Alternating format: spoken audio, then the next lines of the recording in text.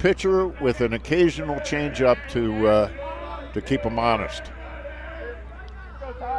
And that gets by, and a run is going to score. That's going to be a wild pitch as Roten scores on a wild pitch. And that puts a runner on third. Schmitz now advances. So 1 ball, 2 strikes, 2 outs, 1 run in the inning. And there's a pop fly foul. There's a lot of foul ground over there, but not enough.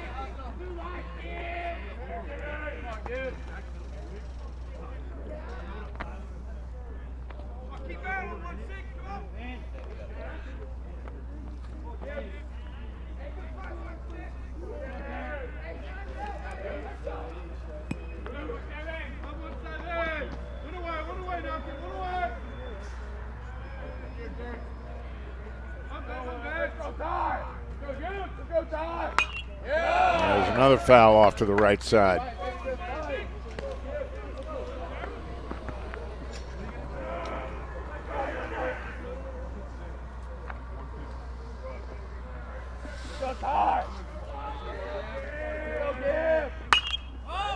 There's another foul off to the right side. Keeping this alive.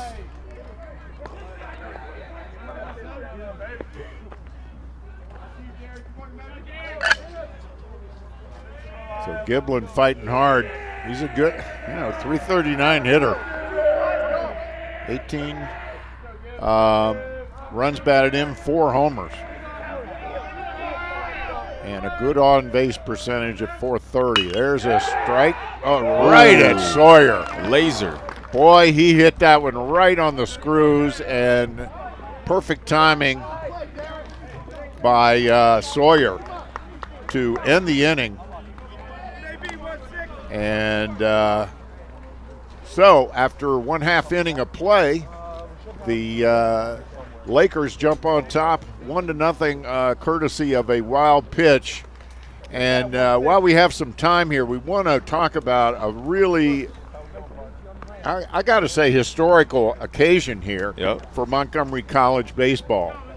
As we all know, Dan Rasher is the head coach here at Montgomery College, and he recently won his 500th game. And when the Raptors beat Chesapeake on March the 30th, as you can see, he's now up to 506 wins in 19 seasons with the Raptors. And there's a list of just some of his accolades, some of his achievements of this program ever since Dan took over.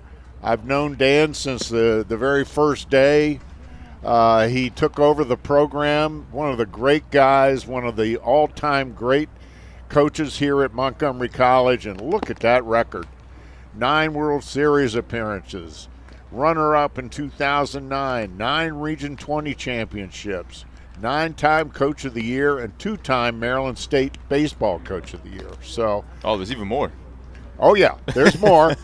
28 All-Americans, 7 Rawlings Gold Glove winners, 3 Mariucci Hitter Awards, and this is the stat that Dan is most proud of. More than 100 former student athletes have played at 4-year schools. Incredible. It's he does it the right way. He sets the example. And I tell you what, you're never going to meet a nicer guy. He's just a wonderful guy, and I've always enjoyed working with him. He's just a terrific guy. So congratulations to Dan on your milestone. And I know Dan, he's not done. No. He's not done. And MC, I know for sure, would love to keep having him as the coach of their team. Oh, he's just the ideal coach for this level. He really is. So, leading off for the Raptors is number 6, Rosario.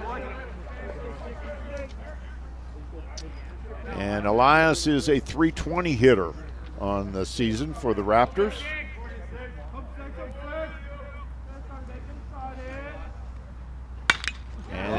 Smacks it out into, and it's over the head of the center fielder. Rosario digging for second, and he's in with a stand-up double. And that is how you want to start. Let's take a quick look at the starting lineup for Garrett. On the hill is number 6, Colin Cottrell. And Colin comes in with a record of 2-2 with an ERA of 3.92. We'll get to the rest here in a second. As up now for the Raptors is Will Burgess. And I'll tell you what, Andre, you talk about a dangerous hitter. Oh, yeah. Power, and one more time, power when it comes to Will Burgess. Will is hitting a robust 457 on the season. He's which puts him at he's the 15th best hitter in the nation. That's incredible. At the NJCAA level. 33 RBIs, second on the team in that stat. 5 home runs, second on the team. His on-base percentage is .554. So that means more than half the time he is up, he is on base. He grounds it to second. That's going to move the runner along. So he gives himself up to move the runner up a base. And that brings up number 7, Andy Rivera. And can we go and talk about power once again? Yeah, yeah. Andy Rivera. Talk about him a little bit, Andre. Yeah, so we just saw the Will Burgess, who was second on the team in home runs. Now we have the guy who was first on the team in home runs, Andy Rivera, with 6 RBIs at 39. His batting average is, once again, very good, .352, and then his on-base percentage is at .481. So Andy Rivera is a definite compliment to go right after Will Burgess, as a hitter. All right, let's see if we can finish the defensive lineup here for Garrett. Got Cottrell on the mound. At catcher, we have Lance Vickers. At first base, we have number 30, Chance Ritchie. At second base, we have number 4, Angel Oquendo. At shortstop, we have Hallenbeck, Zachary Hallenbeck. Third base is Schmitz. There's a pop-up into center field, and it falls. And in comes the Raptors' first run as Elias Rosario scores.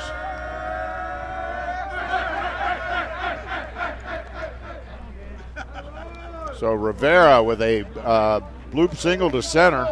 We'll take it. He'll take it. A hit's a hit, baby. Oh, yeah. If you're seeing this, a little bit of rain is starting to come down as well, so this can... And they picked him off. He slipped just a little bit. But this does change the conditions for how the teams are probably lining up on defense, maybe hitting as well. Yeah, I see a little bit of rain coming down. We've been... we had a little bit of that earlier in the day. It's not supposed to be serious. No, nothing crazy. So anyway, where were we? We finished the infield. In left field is Cannell, Jacob Cannell. In center field is Roten, who we talked about earlier, Easton Roten. And in right field is Batista, Eric Batista. So that sets the lineup for the defensive lineup for Garrett.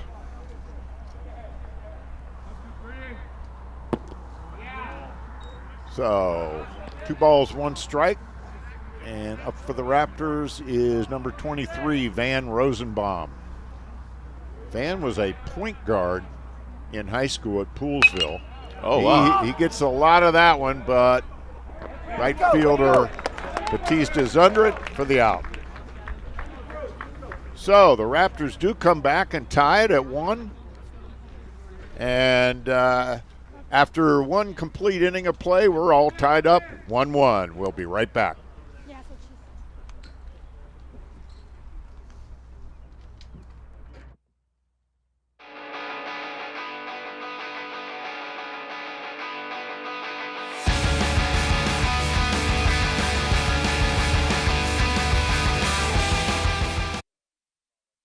Hi, I'm Tim Kirkjian with ESPN, and you're watching Raptor Baseball on MCTV.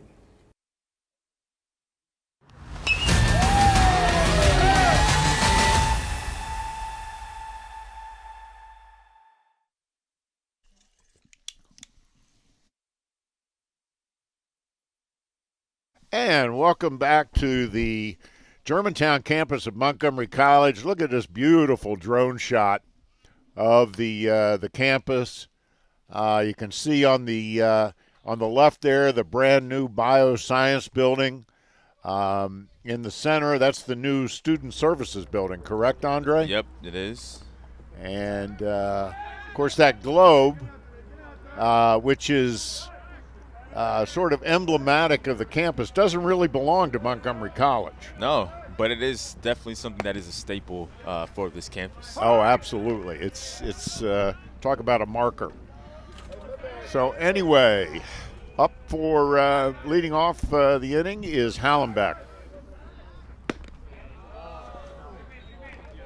Number 7, Zach Hallenbeck. He is a 208 hitter on the season. Playing shortstop today, and he grounds a single, seeing eye single into, it gets by the left fielder, and that allows Hallenbeck to go to second base. So that's a crucial error there.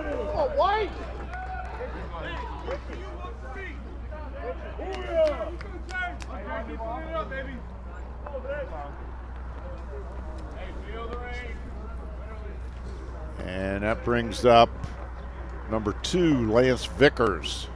Vickers is the catcher in our first game. He's hitting .320 on the season, 19 RBIs.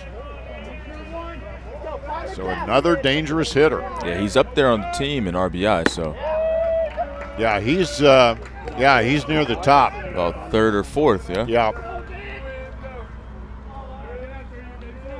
And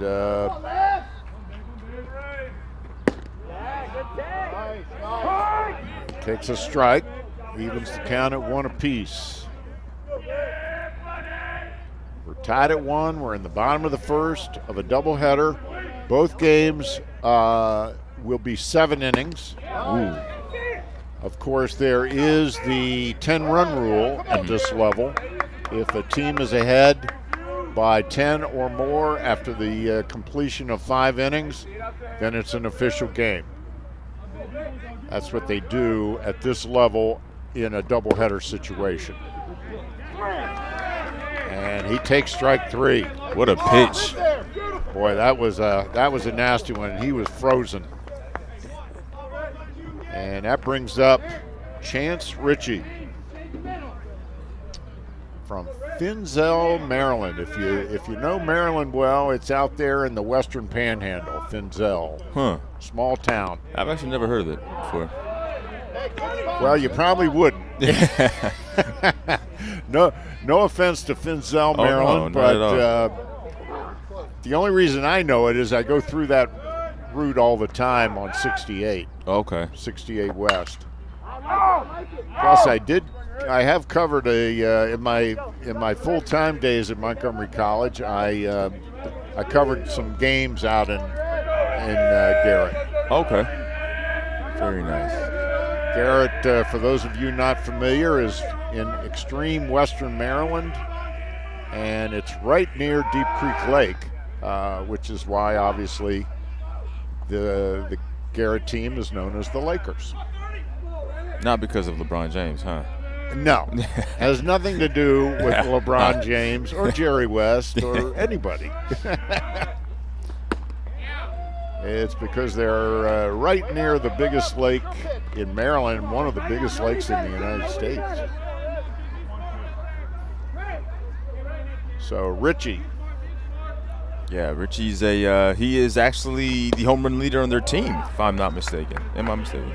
Yes, you are mistaken. I am mistaken. I am looking at actually getting on base, second base. However, he leads the team in doubles with 16. Yeah.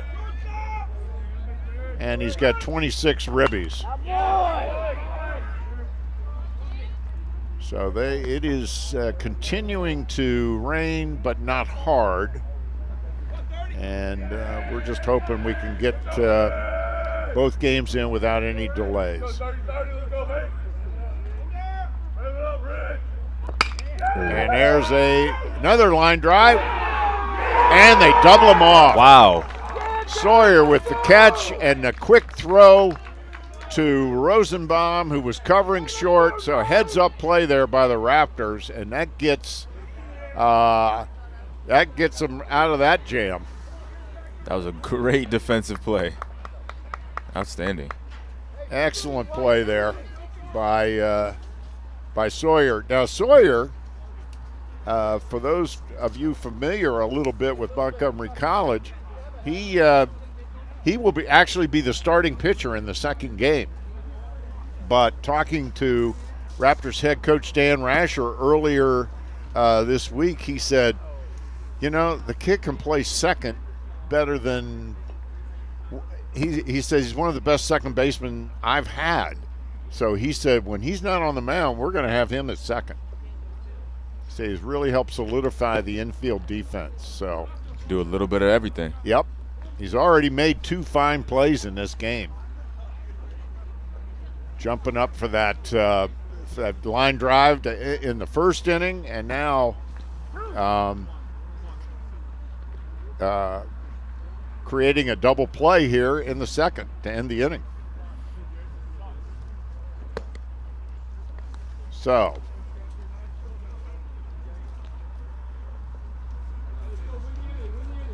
we are all set for the bottom of the second. Leading off is number 15 for the Raptors, Jaden Kritzky.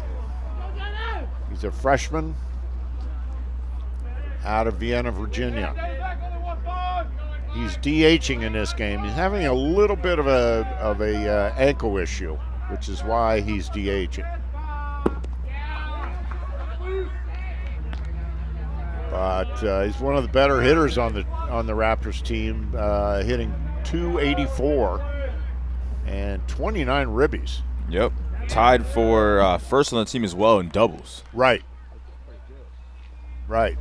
And one of the top base stealers on the team. He's got 9 bags this year. Okay. Gets on at a clip of 448. So almost half the time he's getting on base. The rain does seem to be picking up a little bit. It was not supposed to do much of anything today, but. And Kritzky walks to lead off the second. And of course, that is a pitcher's bane. They hate walking the leadoff hitter. The odds of the leadoff hitter scoring after a walk, they just jump through the roof. That brings up Trey Mason. And he shows bunt, pulls it back, but it's a strike. Mason, a .250 hitter, playing center field, extremely fast.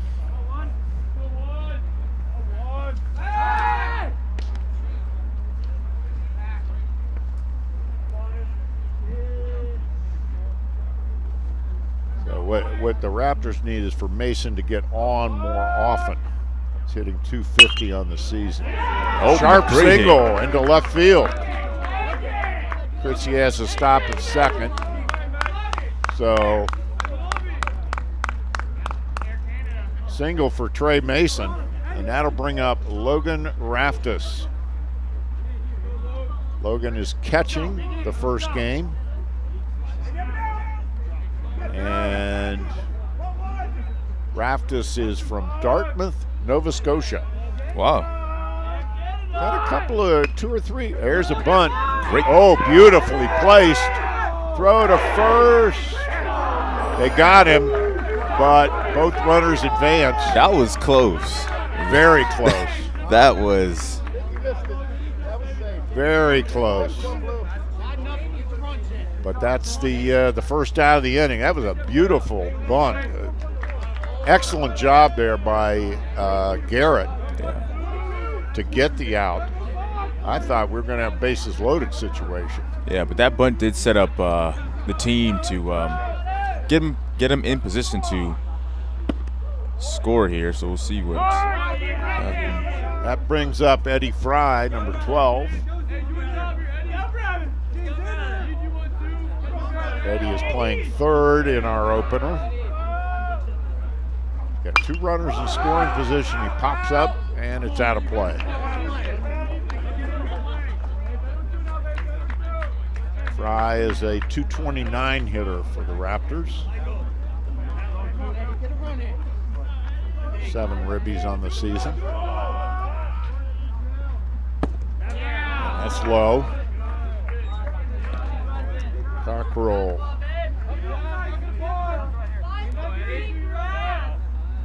Cottrell, the pitcher for Garrett. And that's low and outside. Count is 2-2, 1 out, 2 on. Bottom of the second inning, we're all tied up at 1.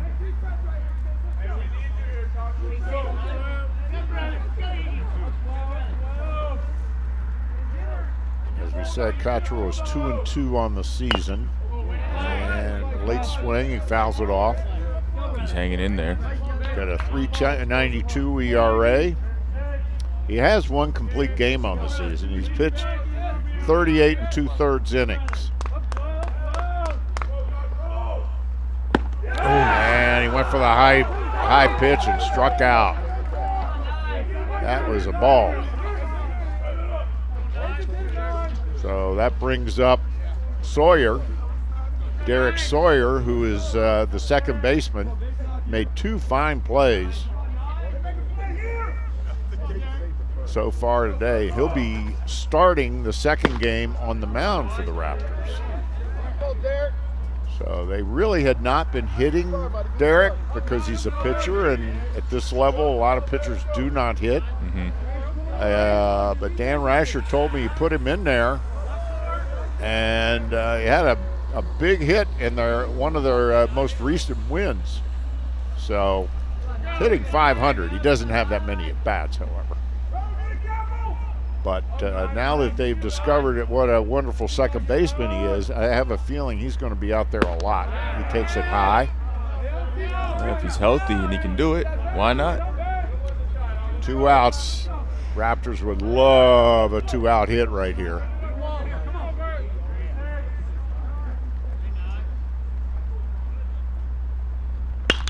Great hit. And that is, he hung up there.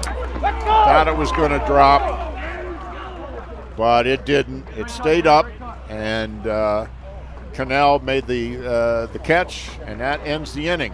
So the Raptors threaten but do not score. And we'll be right back with the start of the third inning after this quick break.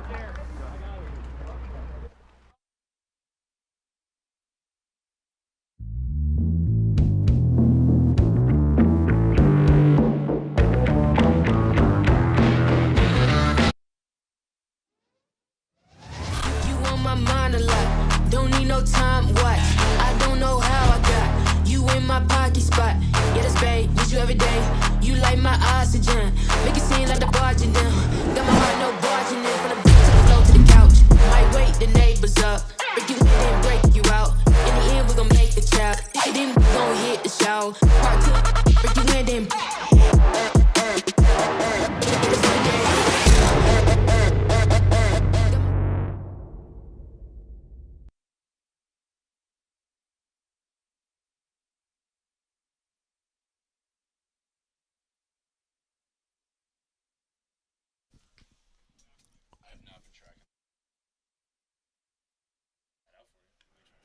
And welcome back to the Germantown campus of Montgomery College. Michael Brown alongside my partner, Andre Anderson. We are getting ready for the start of the top of the third. We're tied up here 1-1. And Jared Hurlbert has finished his warm-ups. And that brings up number 9, Batista. For Garrett, Eric Batista, hitting .314. And for those of you who are sports fans, his hometown should ring a bell, Latrobe, Pennsylvania. What am I missing? Well, Latrobe was the home of Arnold Palmer. Oh. And Latrobe is right in the middle of the area where a whole lot of NFL quarterbacks Really? came from. Okay. Dan Marino, just a ton of quarterbacks. I'll probably pull a few more up in the gray matter here as we go on, but it's sort of a hotbed area for whatever reason for a lot of great quarterbacks over the years. Really cool. So, but yeah, if you're a golfer, Latrobe was the hometown of Arnold Palmer. Ooh, way high. The rain has picked up. I don't like the way this looks. So far, the field is holding it.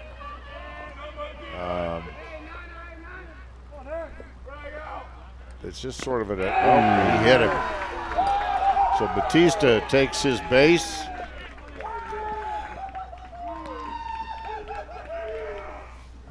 And that brings up the leadoff hitter, Roten. Now, he singled in the first and came around to score on a wild pitch.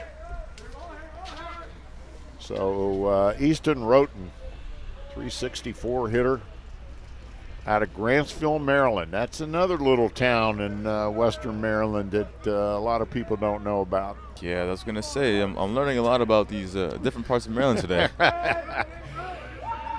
Well, it does have an exit off of Route 68 West.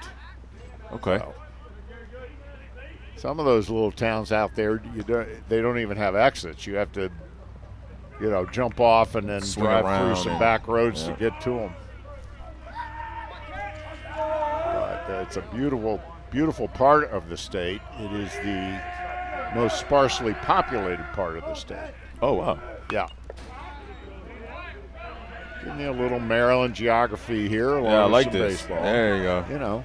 Hey, it's what we do at MC. We play sports really well, but we also learn very well as well. That's right. We're educating people. So the rain is now trying to make its way into the booth, which is really not going to play nice with the equipment. No. Let's see, can we gotta close it a little bit? Try to. There we go. Close it a little bit, maybe. We are open air here. It's chilly out there today, but yeah, the rain has definitely picked up.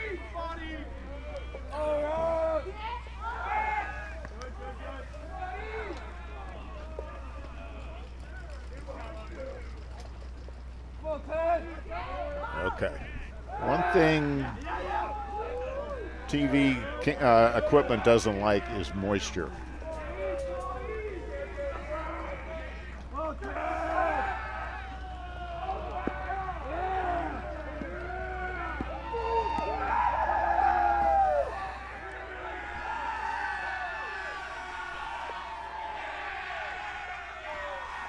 No balls, 2 strikes. There's a ground ball up the middle. Rosenbaum on second for 1. Over to first. Double play. Outstanding. So Roten hits into a double play. Nice play there by Van Rosenbaum. He didn't hesitate. No, not at all. There's been great defense so far by Montgomery College.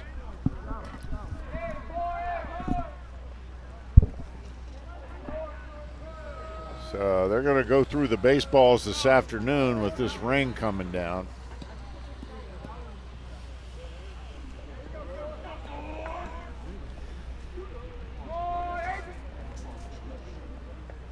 We may need a window cleaner here, Andre. I know. Yeah. And luckily, I have this one panel that I can see out of that's not, too soaked right now.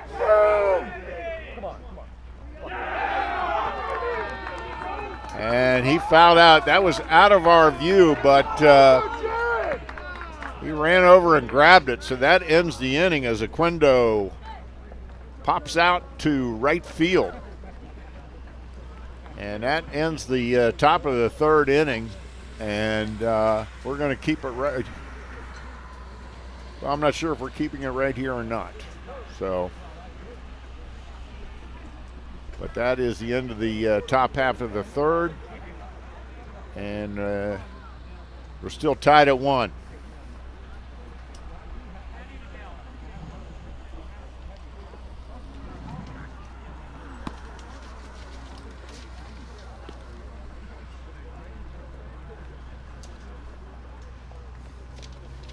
I'm going to keep it right here in between innings.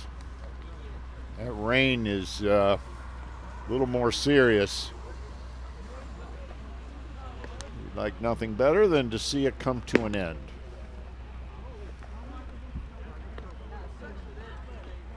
Oh, no. And here come the umpires, and they are waving Garrett off the field. So we are about to enter, it appears we are about to enter a rain delay.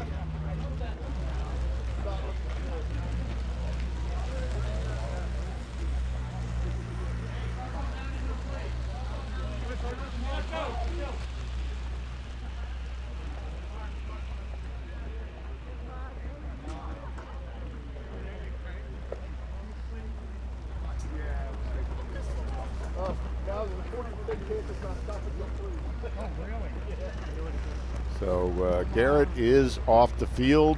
The head coach for Garrett, Eric Hallenbeck, is talking to the umpire, but we are in a rain delay. Talk a little bit about Eric. Eric is in his 17th season as the head coach of the Garrett Lakers. Been there a very long time. His assistants are John Chambers, Andrew Catone, and Noah Mankin.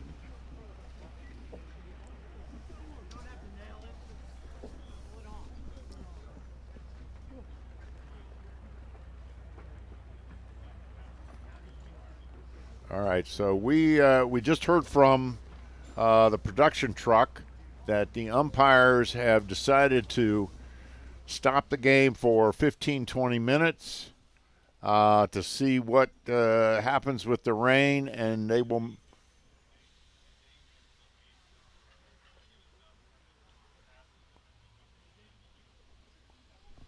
All right, so I just heard from our director in the booth, Andre.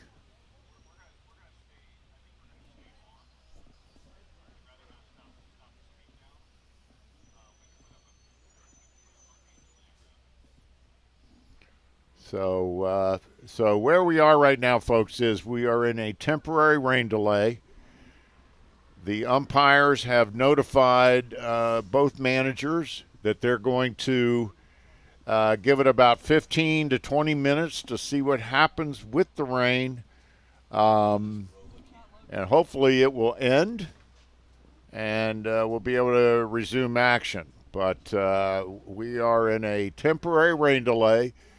And again, in about 15, 20 minutes, the umpires are going to make a call. Again, these games, Andre, as we have talked about, are so crucial Yeah. to the season that they really want to get these games in. Oh, yeah. We're right down at the end of the schedule. Garrett has 6 games after today, should both these play. The Raptors have 4 games after today, should both these play. So Raptors have played a couple more games. But as we talked about, they are neck and neck in the D2 Region 20 standings, and that is real important when it comes to tournament seeding. Yeah, it does, especially when I think it's like a half game that the two teams are away from each other. Right. A sweep would be an incredible boost Yes. to the obviously morale of the team, but also to the standings. So a sweep would be amazing. Obviously, one game would be good too. But these games are crucial. They're critical, and hopefully, this rain that came out of nowhere will stop so that these teams can finish out their games. Yeah, they have a tarp out right now over home plate and also over the pitcher's mound. But and the umpire is scanning the skies, Dan O'Shea. The home plate umpire is always the head umpire for the game. So it's going to be, well, he'll consult with both managers. Yeah. But, of course, they don't want to run the risk of, bad weather can really affect the play of the game. Mm-hmm. And, of course, you don't want to run the risk of players getting hurt. Of course. I mean, imagine throwing the ball as a pitcher. Exactly. Trying to throw your slider or your fastball, and it's wet. The ball can easily just slip out of your hands. I mean, yep, exactly. So many things that could really. And these kids are throwing 85. Some of them are touching 90 on occasion. So, the last thing you want is that ball slipping out of the pitcher's hand and hurting a player. And also you got to worry about slippery outfield. Yep. Hamstrings, ankles. The infield as well. Yep.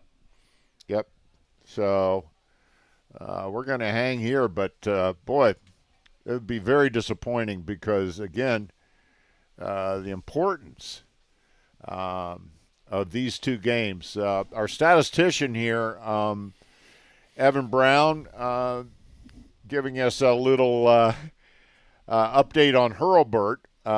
He's into the third inning now, Mm-hmm. and he's has a pitch count of 39, and I know that's an important stat. It is, especially coming back from his injury and things like that. Exactly. He's allowed 3 hits. He's walked 1. He's struck out 1 so far.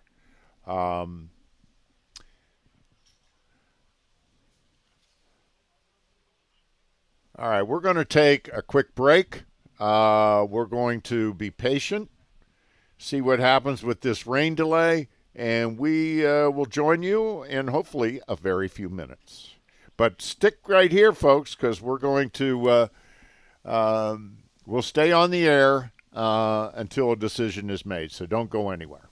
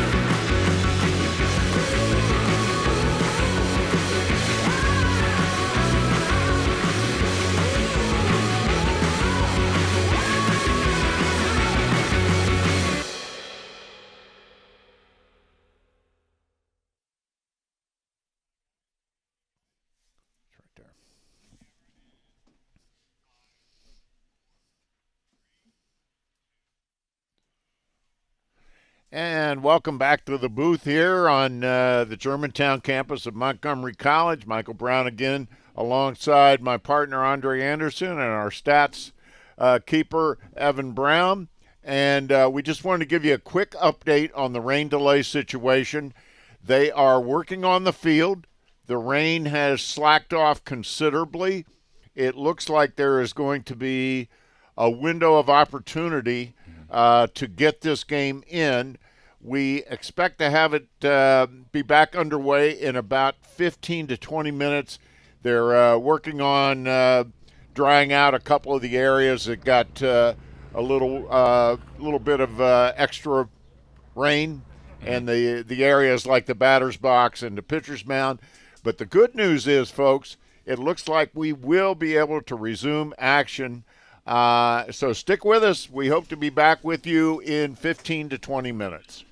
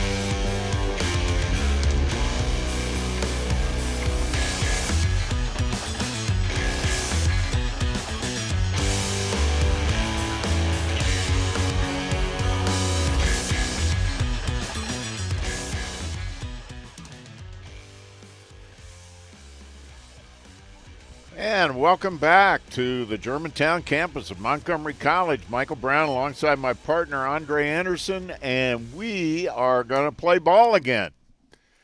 As you can see, Garrett is back out on the field. We do have a new pitcher in the game for Garrett. So Colin Cottrell goes 2 innings. And because of the rain delay, they are making a change. And in now is Coleman Bullard.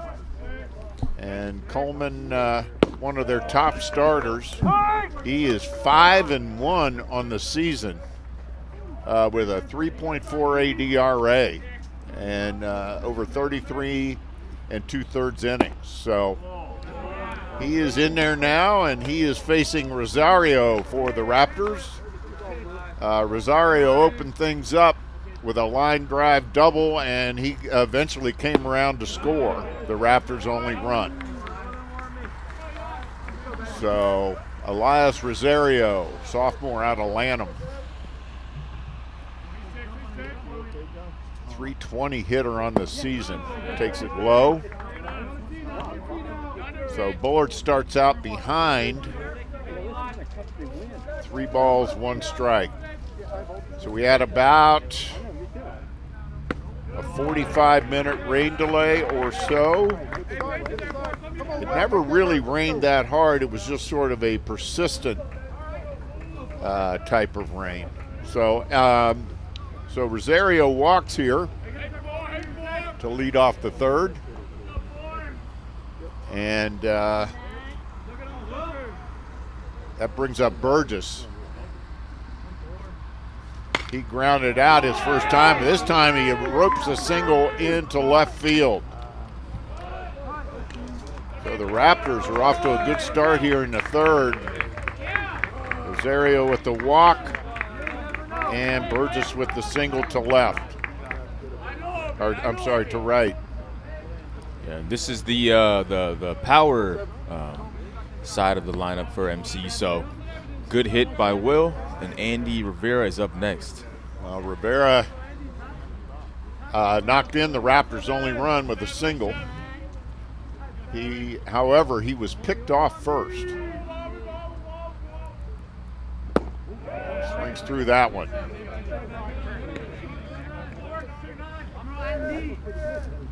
So Andrew Rivera is a .352 hitter. Leads the Raptors in RBIs with 39. Has 6 home runs. Leads the team in that category as well. And tied for the team lead with 13 doubles.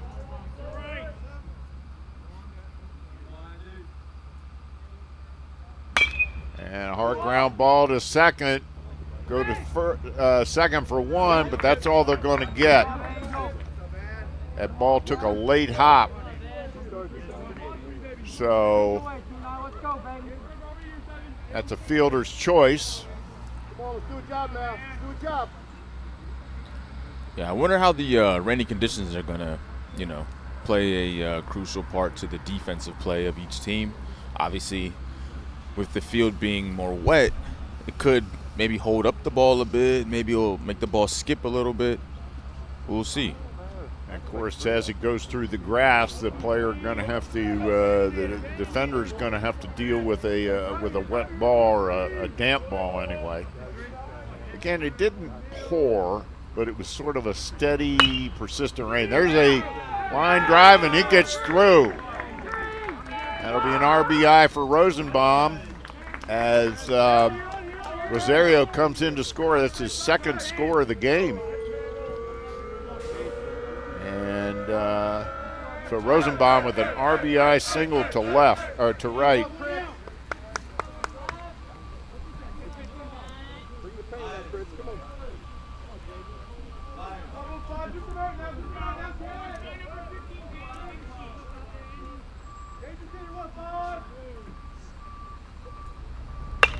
And there's a ground ball to short, to third for 1. That's all they're going to get. So Kritzky grounds that and is unable to move up the runners. That brings up Mason. And Trey had a single to left his first time up.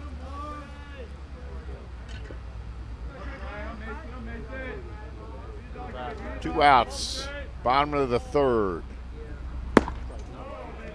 And strike.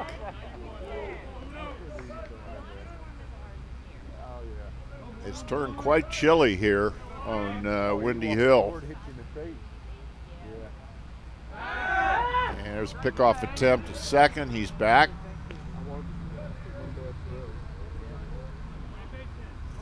Raptors with runners on first and second. Looking for a big hit here.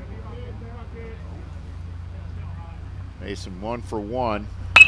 And he lines a single into right field.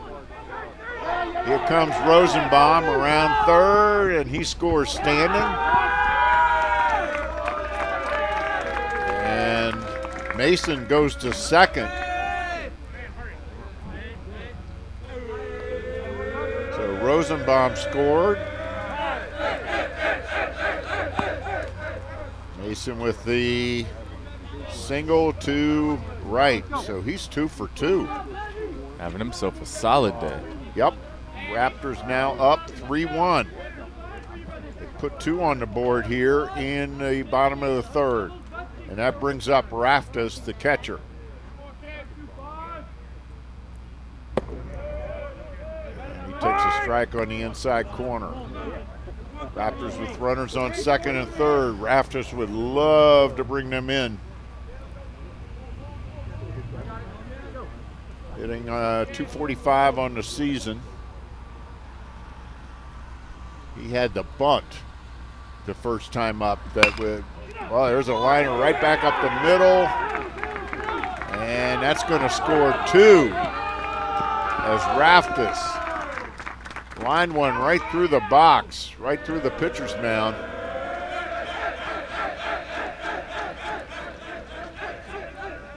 Raptors are fired up on the over in their dugout. Yeah, they are.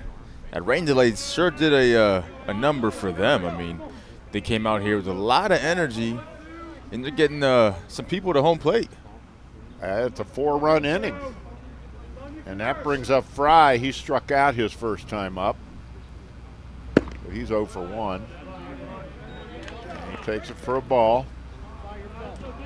Fry, third baseman today for the Raptors.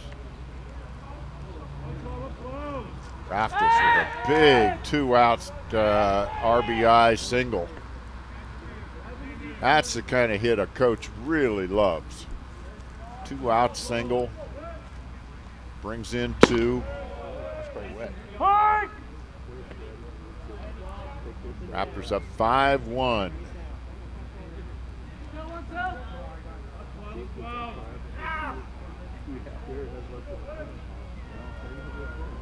A little bit of a rude welcome here for Bullard, who, as we said, came in 6-1 on the season, 3.48 ERA.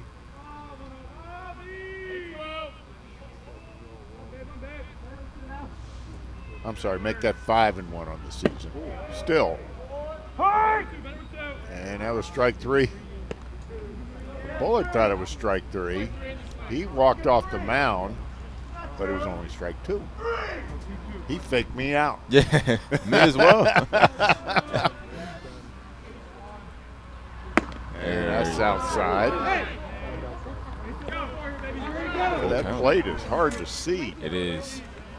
I'm assuming they can see it better than I can. We have an excellent vantage point here, very close to the plate. There's it now. Oh, wow. Oh, and that is fair. Stayed fair. Here comes Raftas. And Fry with a double. Great hit. That almost looked like it was going out. Could have been a foul ball, but tricked the third baseman. He didn't even go for it. No, I think the third baseman thought it was going foul. Yeah. But it stayed true. So a little meeting of the minds there on the mound for Garrett. The Raptors with a nice rally here. And that brings up Derek Sawyer. He's 0 for 1.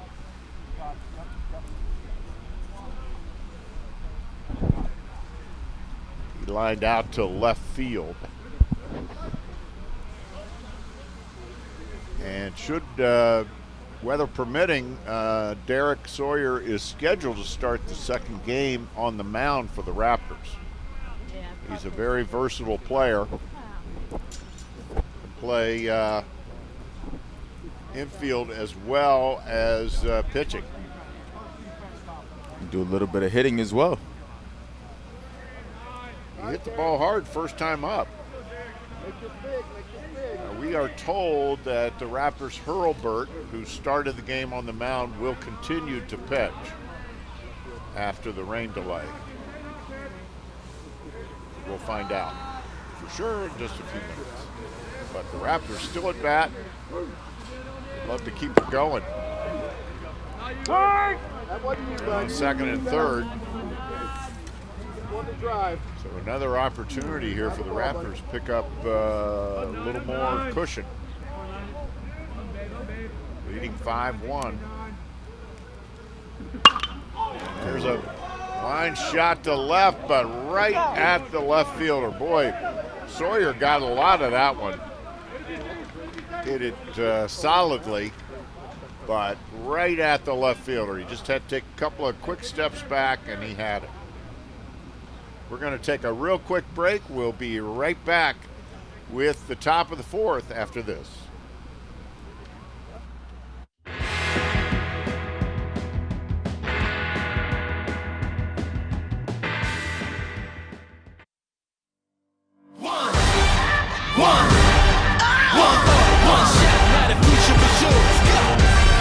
Turning dreams into reality. In the lab with the formula and chemistry. New memories spark and motivate and make the industry shake. We put the bars in the place. I'm talking one chance at best. Yes, yeah. It's one shot, not a future for sure.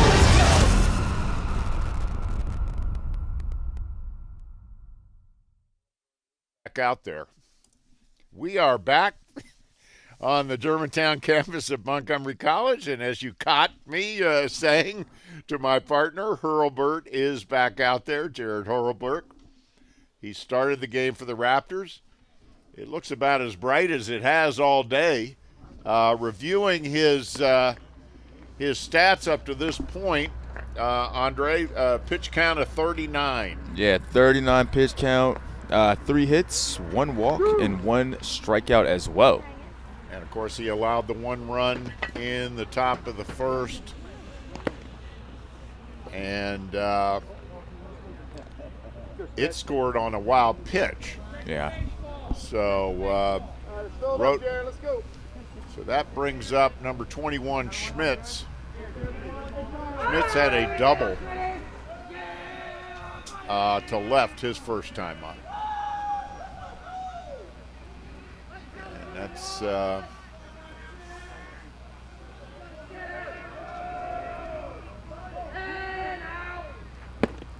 and he swings right through the first pitch of the inning.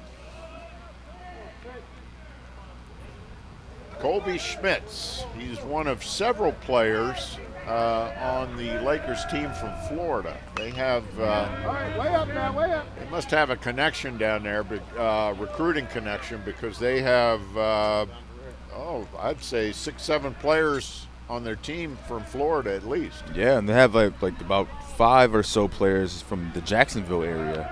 So they must all know each other, or, Yeah, have some type of connection between the players over there. exactly. Yeah, there's several Jacksonville players on their roster. And some of their better players, as a matter of fact. So that has proved to be a fertile recruiting ground for them. Yeah, it's that year-round baseball down there with the nice, warm weather. Yes. Yes.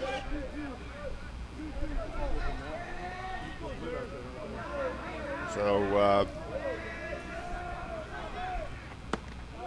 and that's inside. Full count now on Schmitz. Schmitz is a .359 hitter, leads the team in home runs with 7. Stolen He bases. pops it up, and it's out of play. There's not much foul ground on the third base side of the field. So you quickly run out of room over there. Right field is a different story. There's quite a bit of space over there. Schmitz pops it up on the right side. Burgess under it. Sawyer's going to take it. Sawyer definitely had the easier play. They're now saying we need to communicate a little better. Yeah. Oh, yeah. Well, at least one thing is the sun is being blocked by all these the overcast weather, so they won't have to look up into the sun to make those catches. And that brings up number 5, Jacob Cannell. He was a strikeout victim his first time up. Yeah, the sun is not a factor today, sadly. Yeah. Not like it will be tomorrow. No, tomorrow it's going to be over 80. Today, it feels like late March.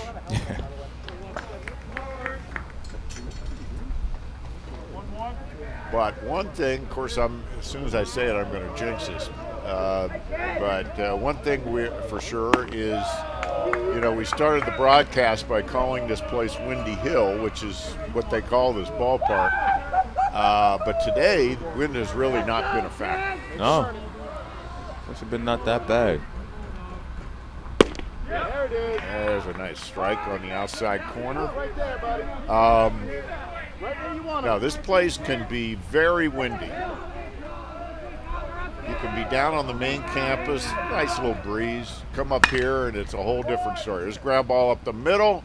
Rosenbaum with a nice play. Wow. For the out. Great play. Rosenbaum ranged to his left and made the nice stop.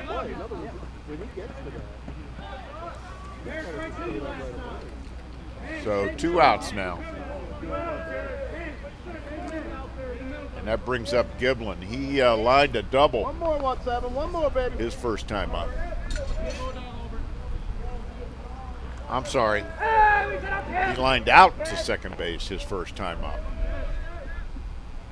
That was an excellent play. And now memory is coming back. That Sawyer made a nice jumping catch on that.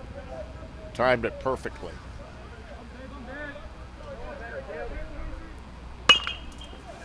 There's a grounder to third. Fry with the long throw. Wow. Great arm. First we've seen his arm. And that's a 1-2-3 inning for the Lakers. And Hurlburt will take that all day and twice on Sunday. All right, well, we're going to stay right here because we've got a fun little story to tell you. Did you know that MCTV and MC Baseball have a connection to the classic sitcom The Office? Really? Well, back in December, there was a popular TikTok creator who specialized in sports mysteries. Okay. And he made a post about a sports mystery involving the TV show The Office. Okay. And here it is. This person challenged me to figure out what baseball game this is going on in one of the final episodes of The Office, even going as far to say that this will be the one that I will never be able to get. And this particular scene has been highly requested, and if you were wondering where I've been for the past few months, working on this video would be a pretty good answer, so let's get into it. And I did. In the bottom of the 5th inning, when Kevin Story struck out James Morris, we can see for sure that this is our game, and it's from this April 15th, 2008 Division III Junior College Baseball game between the Montgomery College Germantown Griffins and the Montgomery College Rockville Knights that ended in a final score of 6-4 in favor of the Griffins.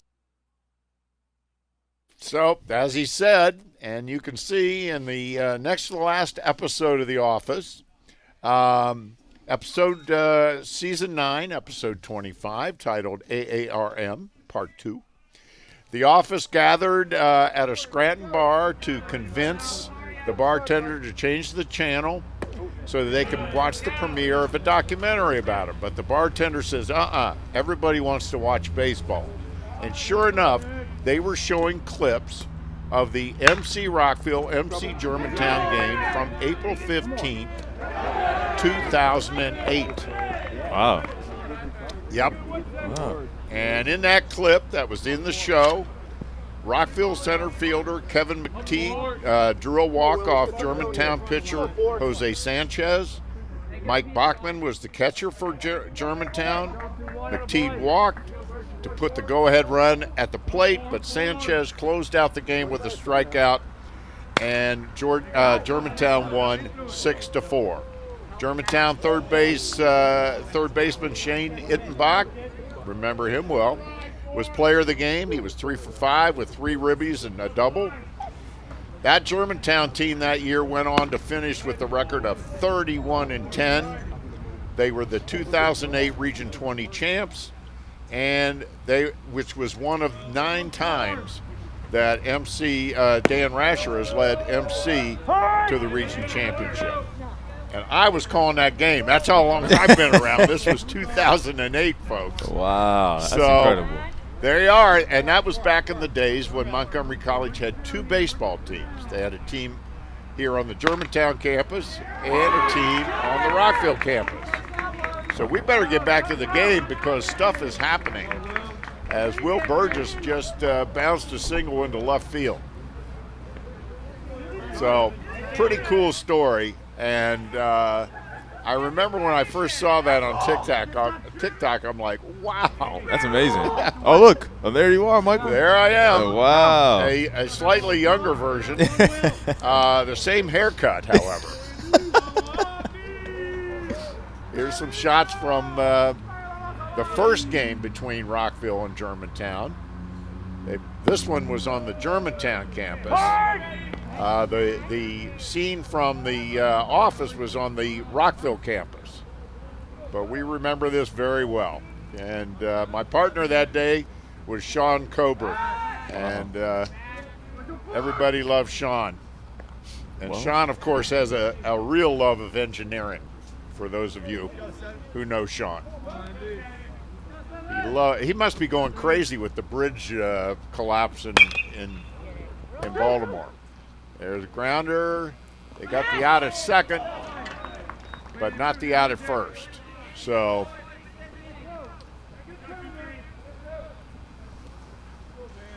Burgess is erased on the fielder's choice at second.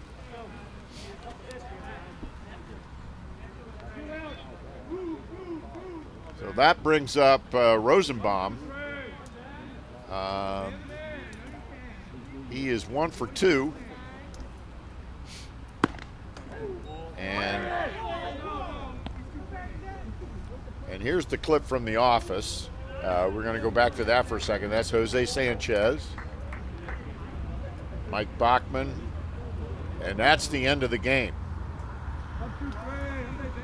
That was what we talked about. Jose walked the previous hitter and then struck out the next batter to end the game. We'll never know how they got that footage. They must have probably gotten it off our YouTube channel because, as you well know, Andre, you have a lot to do with that. Basically, every game that Montgomery College has ever done for television is on our YouTube channel. Yep, it is on the YouTube channel. All the sports that we covered: basketball, volleyball, soccer, men's and women's. And, of course, as you're seeing right here, the baseball. Oh, nice play. He knocked it down, but there's no way he's going to get him. Uh-oh, now they got a runner in a jam. Oh. But, he should have been out, but he kicked the ball out of his glove. That. So, Rivera kicked the ball out of his glove. And he's now at third base. Raptors have runners on second and third with 2 outs, and that brings up Kritsky. He's walked and grounded out. Yep, this is a critical at-bat.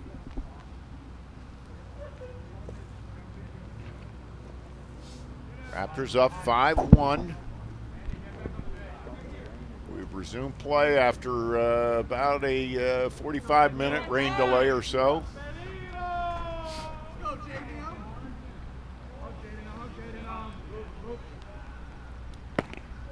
Kritsky takes it outside.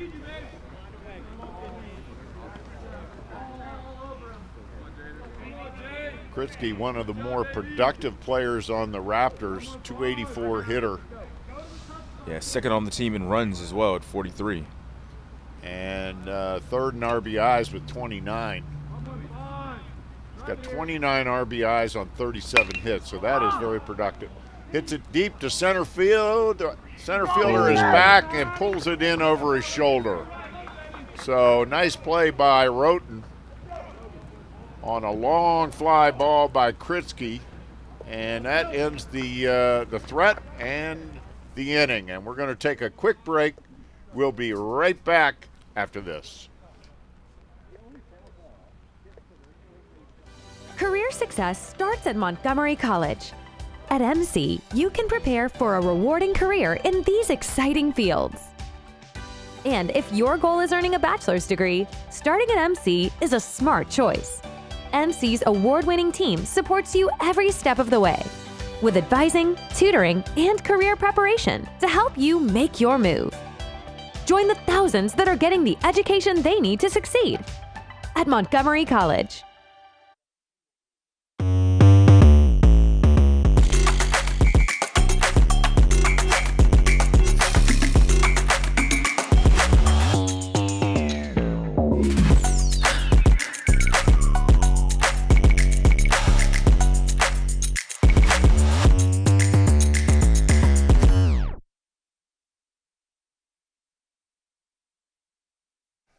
And welcome back to the Germantown campus. We are just about set to start the top half of the 5th inning. And Jared Hurlburt is still out on the mound for the Raptors. And, Andre, we were talking earlier in the game about Hurlburt. He is coming back from Tommy John surgery last year. And talking to Dan Rasher this week, head coach for the Raptors, he told me he thought he could get more length out of Hurlburt, that he had progressed to the point where he thought he would be capable of going 5, maybe even 6, depending on a pitch count. Yeah, and that's one thing that the coach was talking about beforehand. And they didn't want to rush him back. They were saying how they want to make sure that he's healthy. They want to make sure that, obviously, the player's his health comes first. But they think that he is ready to do just that and hopefully go 7. So we'll see today. As a young guy, as a sophomore, out of Sykesville, and he's looked very strong so far. Hallenbeck is up, and he is 1 for 1. Only his second time up, so that shows you how efficient Hurlburt has been. He pops it down the right field line, and Burgess puts it away.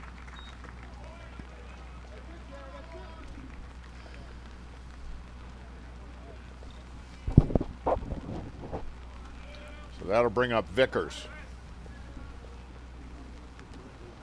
Vickers is 0 for 1. with a K.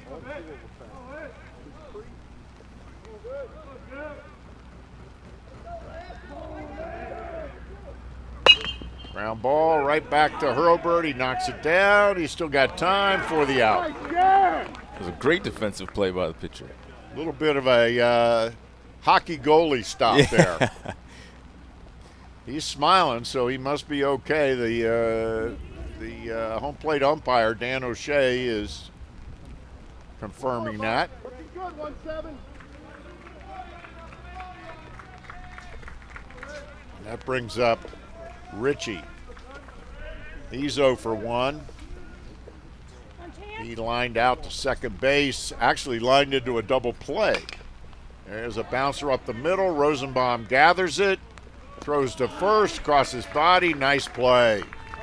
1, 2, 3. Boy, that was a very efficient inning for Hurlburt. Was. He really threw very few pitches. Yeah, he's keeping that pitch count down, which is exactly what the team's looking for.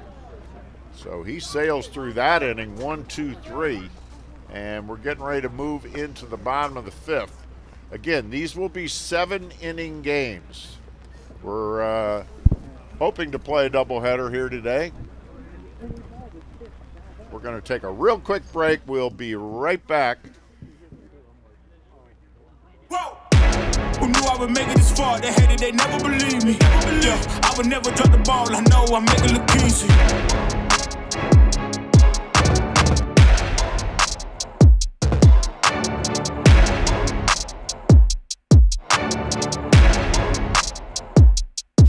MC is defined by those who put in the work, and MC students do.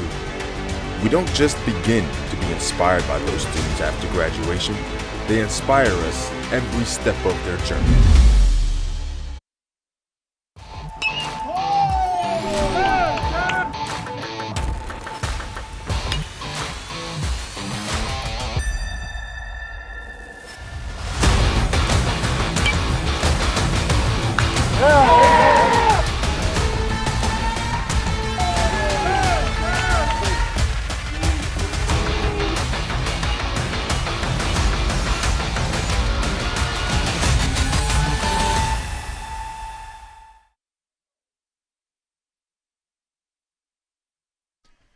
And welcome back to the Germantown campus of Montgomery College. We are all set for the bottom of the 5th.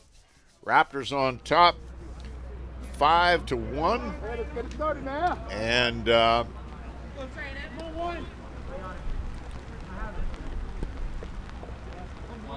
Coleman Bullard still on the mound. And this is Trey Mason. Mason is 2 for 2. Single to left, single to right. He's got an RBI. He's having himself a nice day.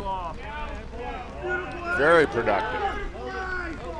Mason is probably the fastest player on the Raptors team. Dan Reischer told me, half kiddingly, he said, I think the kid could cover the entire outfield himself.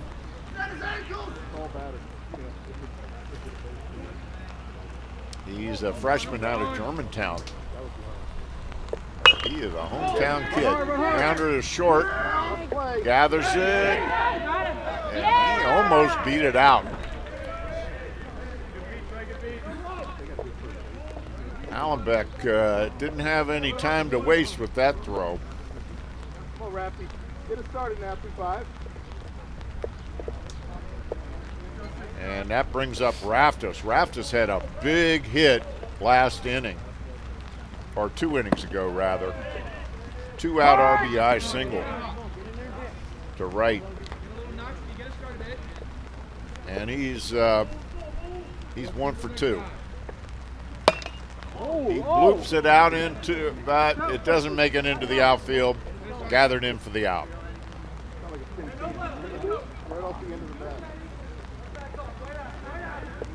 And that'll bring up Fry. Fry's 1 for 2. He's also got an RBI. I'm sorry. He's got a double. No RBIs. Rain has picked up a little harder.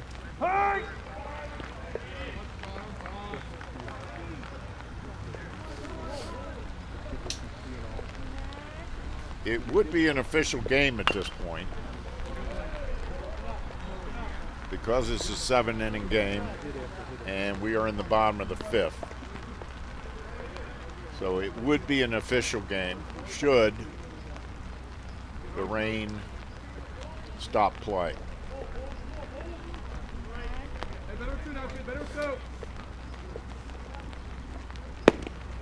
Waste that one, tried to get him to go fishing. Fry was having none of that. Boy, he showed us his arm from third base last inning, Andre. He did. Threw it on a rope to the first baseman. And boy, there was no bounce, no nothing.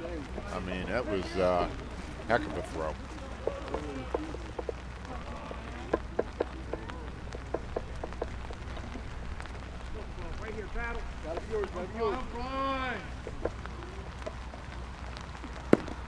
Inside, almost got him.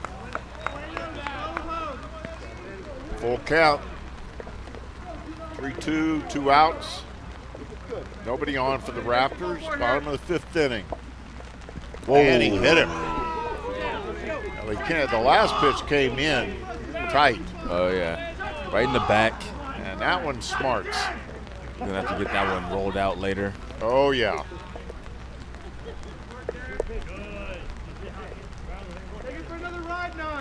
That brings up Derek Sawyer.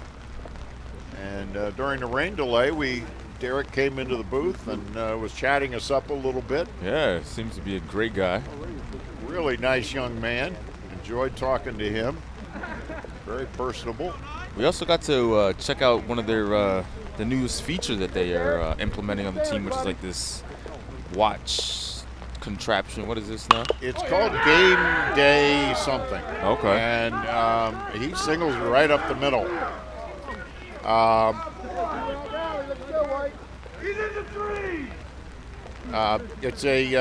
It's a system where all the players are wearing watches. And they have a controller in the dugout, and the manager or the coach can put all kinds of messages in there. Wow. One of the ones he showed us was "Be a Bulldog." Yeah. It's a bit of a team saying, but they also send them things like where the pitch, fastball in, curveball outside. They can send them positioning codes so that players know where to shade. Then they know what pitch is coming, so they know how to play the batter.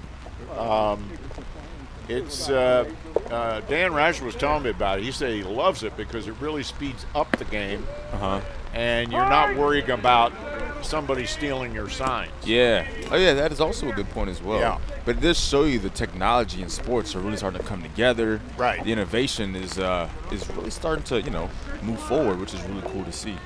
It really is. So all the players are wearing these watches. There's a ground ball up the middle, and it couldn't come up with it cleanly. And I'm not sure how they would. I'm guessing that's going to be an error. As Rosario is on first. Yep. The bases are loaded. And that brings up Burgess. What a guy to be at the plate with bases loaded. Yeah, your leading hitter at 457, second on the team in RBIs, second on the team in home runs. And the rain has really picked up. Takes it outside. There's nowhere to put him. It's a cliche, but it's true.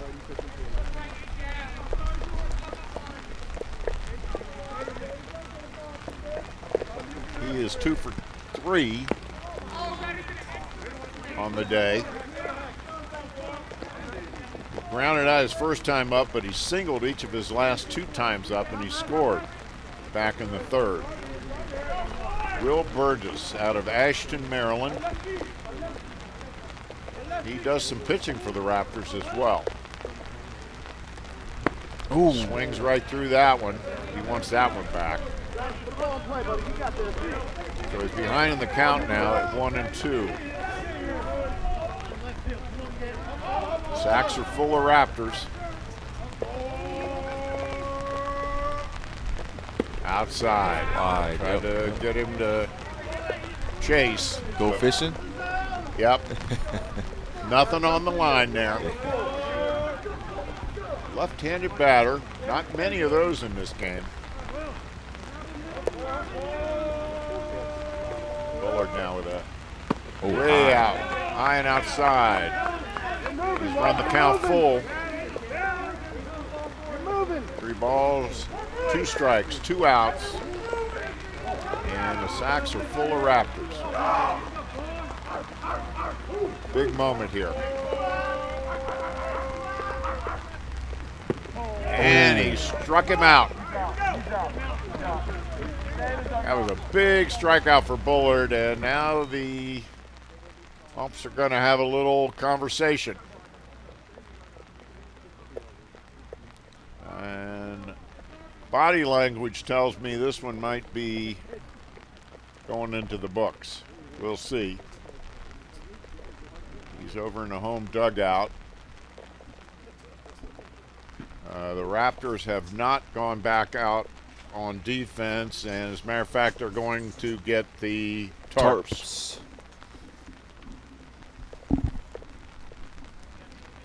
So our statistician, Evan Brown, is going to go have a little chat with the umps, see what's going on.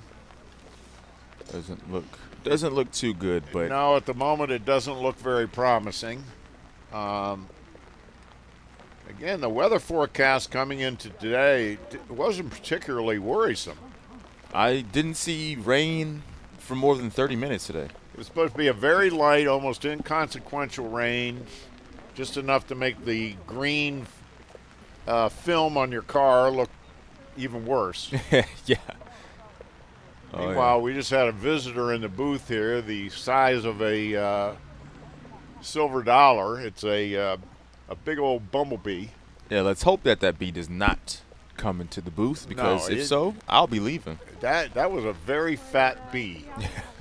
So yeah, I will be not in here. So the players are back out there putting on the tarp again. And I can see they are checking the radar in the dugout, in the Raptors dugout. This game would be considered an official game at this point. 5-1 as well. Good little lead for MC. As it is, we have just 2 innings to go in the opener of what we were hoping was going to be a doubleheader.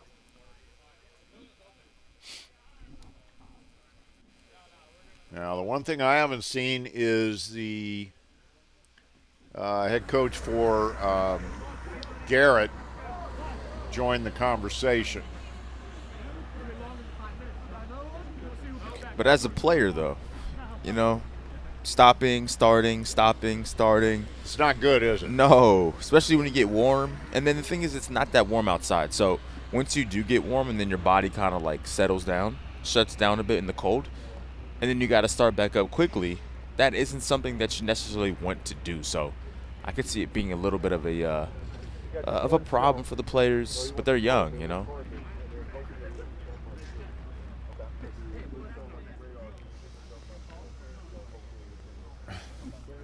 So we are once again in another rain delay. We are told that there is a weather cell in the area, and they are going to wait until 3 o'clock to make a decision. So I guess they're thinking maybe this weather cell is going to pass through quickly. But right now it's probably raining harder than it did during the first rain delay, or certainly not any less.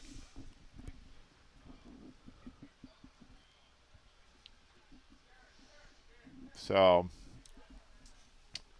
back to what you were saying, it's got to drive the players crazy. Oh, yeah. Yeah, for sure. And I mean, on top of those things as well, as a player, you just want to play. So having, the weather be an issue or be a factor in why you can't has to be frustrating. But I know MC up 5-1. They're probably like, hey, we're in the driver's seat. We're feeling good. Hurlburt was pitching great. He probably had his best inning in the top of the 5th. Very efficient. And here comes they're putting out the big tarp now. So this is serious business.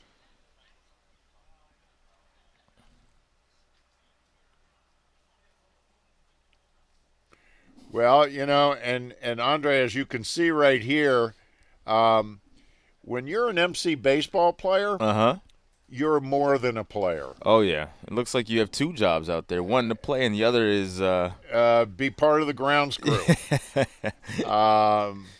It does develop character. Oh, for sure. And maybe some skills. Yeah. You know, I mean, where else can you learn to unroll a tarp that big? Definitely not in your own backyard. Right. So yeah, and they work on the field. They help groom the infield, the batter's area, the pitcher's mound. Everybody pitches in when you play MC baseball. Oh, yeah. I thought one of the cool things as well that is when they're on the kind of the John Deere tractor and they're just smoothing out the infield. That's kind of cool. Yeah.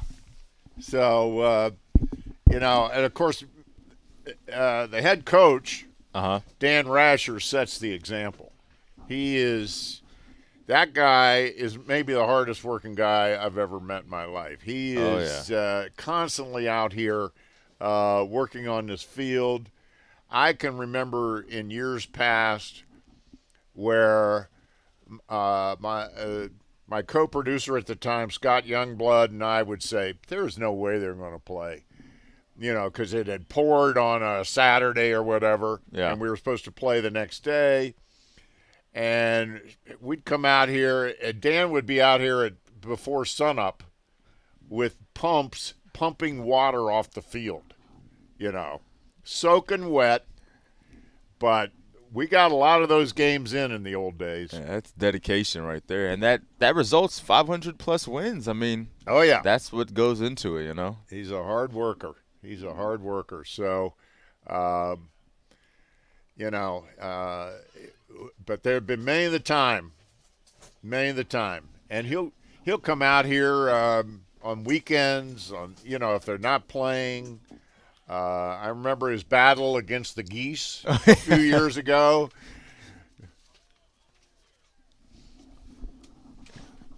So we've got a visitor in the booth here right now who we're going to bring him in to join us. And we are pleased to welcome in Derek Sawyer. Where's this camera? Oh, right. Derek here. Sawyer, there you're looking right there, Derek. Derek is scheduled to start the second game of the doubleheader. Derek is a freshman. I'm sorry, I'm a freshman. You're a freshman. I am, yeah. Out of Gaithersburg. Clarksburg. Yeah. Did you go to Clarksburg High School? I did. Yeah, Clarksburg was fun. Enjoyed it? Okay. Yeah, Clarksburg, it was all right. You know, all right. our baseball team was pretty good. So that's good. That's all that mattered. Yeah. Very cool. And what positions did you play in high school? I played all around. I was a shortstop, center fielder. I pitched. I mean, I played wherever my head coach needed me, you know. And that is a sign of a good player. You just want to get onto the field, right? Yeah. Yeah, just anywhere I could produce. So what made you decide to come to want to play for MC? So I've actually known Coach Rasher for I think like 9 years. I'd always come to the camps that he'd host during the winter, and he's always just liked me. And my first college didn't really work out, and he was like, "Well, you're welcome to play here." Join the team. Nice. Where did you go your first for your first try? Stevenson, small D3 up in Owens Mill. Yeah. Yep. That's right near where our statistician lives. Okay. Yeah. So, well, I think, are you happy? Obviously, you're happy with your decision. Yeah, I am. Yeah, I love it here. I love the coaching staff, players. We're all cool with each other. So yeah, there seems to be good camaraderie every time someone comes in after a home run or an celebration. RBI, a little celebration. Yeah, I see that. That's cool. Yeah. So you got a lot of good team spirit going here, and you got a good ball club. Yeah. I mean, when we're hot, we're hot. Our defense is obviously looking a lot better. Yeah. Even day by day, I see all of our guys putting in hard work during practice. Yeah. What's your major at Montgomery College? Just general education right now. I don't really know what I want to do yet. I think I have a future. You got a couple years to decide that. Yeah. You're good, man. Yeah, a lot of time. Yeah. So I just got handed a note to ask you what happened on the fly ball that you caught. So I see my first baseman, and he's usually I think he's one of our better infielders. Yeah. He was right underneath the ball in foul territory, and I kind of see the ball, and I have a good angle on it, and it's kind of coming my way, and I'm like, yeah, I don't think Will has it. Yeah. And I'm just sitting there, and I finally realize, I'm like, oh, the ball's right here, and he already called me off. But then I see his glove fly in, try to snag it before he did, and we got the out. But yeah, after I communicated with him, I was like, my bad, I should have called you off. But it was like bang bang. Yeah. So yeah, that's pretty much Well, what those happened. things happen, and those infield pops, and that was way up there. Yeah. Yeah, that was a serious pop up. Yeah, he started in the coach's box. Yes. And walked over. Yeah. I was like, yeah, and I was standing a little behind where he usually plays, so it was moving a lot. Yeah, he you had a better angle. You definitely had the better angle because he was sort of Looking backing up, and I was like kind of behind him. I had a good little angle. Yeah. and saw it. knowing this field as I do, there's a little bit of a drop off. There is, yeah. Yeah. So on the first base side Yes. and behind the second base, there's a big lip that kind of dives off. So Yeah, you got to be careful out there. Yeah, the footing can be tricky out there. Yeah. Particularly when it's wet like this. So yeah, that was an interesting play. Thanks for that note, Evan Brown. So now you will be able to. You would have eligibility to play here again next year, should you so choose. Yep. My plan is to stay here. Nice. Probably get better looks, get better stats pitching wise. And I'm still young. I have a lot to improve. So yeah, I mean, junior colleges are all about improving. Yeah. Especially for baseball, it's so big that it could take you anywhere. Mm-hmm. Absolutely. Well, we were, obviously you couldn't hear, but earlier in the game we talked about Dan Rasher having won his 500th career game. Yeah. And the number of players, over 100 players, that he has sent along to four-year schools. Yeah. With scholarships. I mean, that's a big deal, particularly in this economy. If you can save money on college, you're going to have a leg up once you get out. Yeah, that's a lot. I see all Americans out there. Yeah, he's got to update it, but yeah, he needs a new banner out there or a bigger banner because there have been more since that was put up there. Hopefully, we get another year up there on the right side, region district champions. World Series. Yeah, there you nice. go. Yeah, that'd be nice. Yeah, we need to balance that out. Yeah, there's the for the obviously we're not showing that right now, but out on the outfield wall, there's a banner listing the All-Americans that have played here, and then there is another banner that lists postseason and World Series appearances. So this campus of Montgomery College has had a great baseball tradition ever since I became involved with Montgomery College back in the early 2000s. So been here a while. Well, I'm retired now. Okay, but I covered the Raptors baseball program for 20 plus years. Uh-oh. Here comes the pitching coach.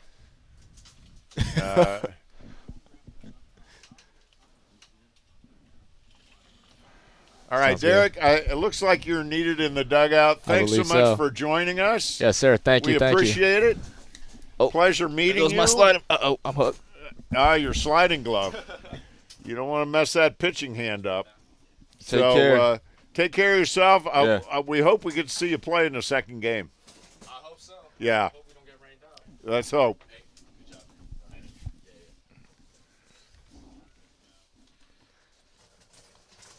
All right, we're going to take a real quick break. We want to thank Derek Sawyer for joining us, and we'll be right back after a quick break.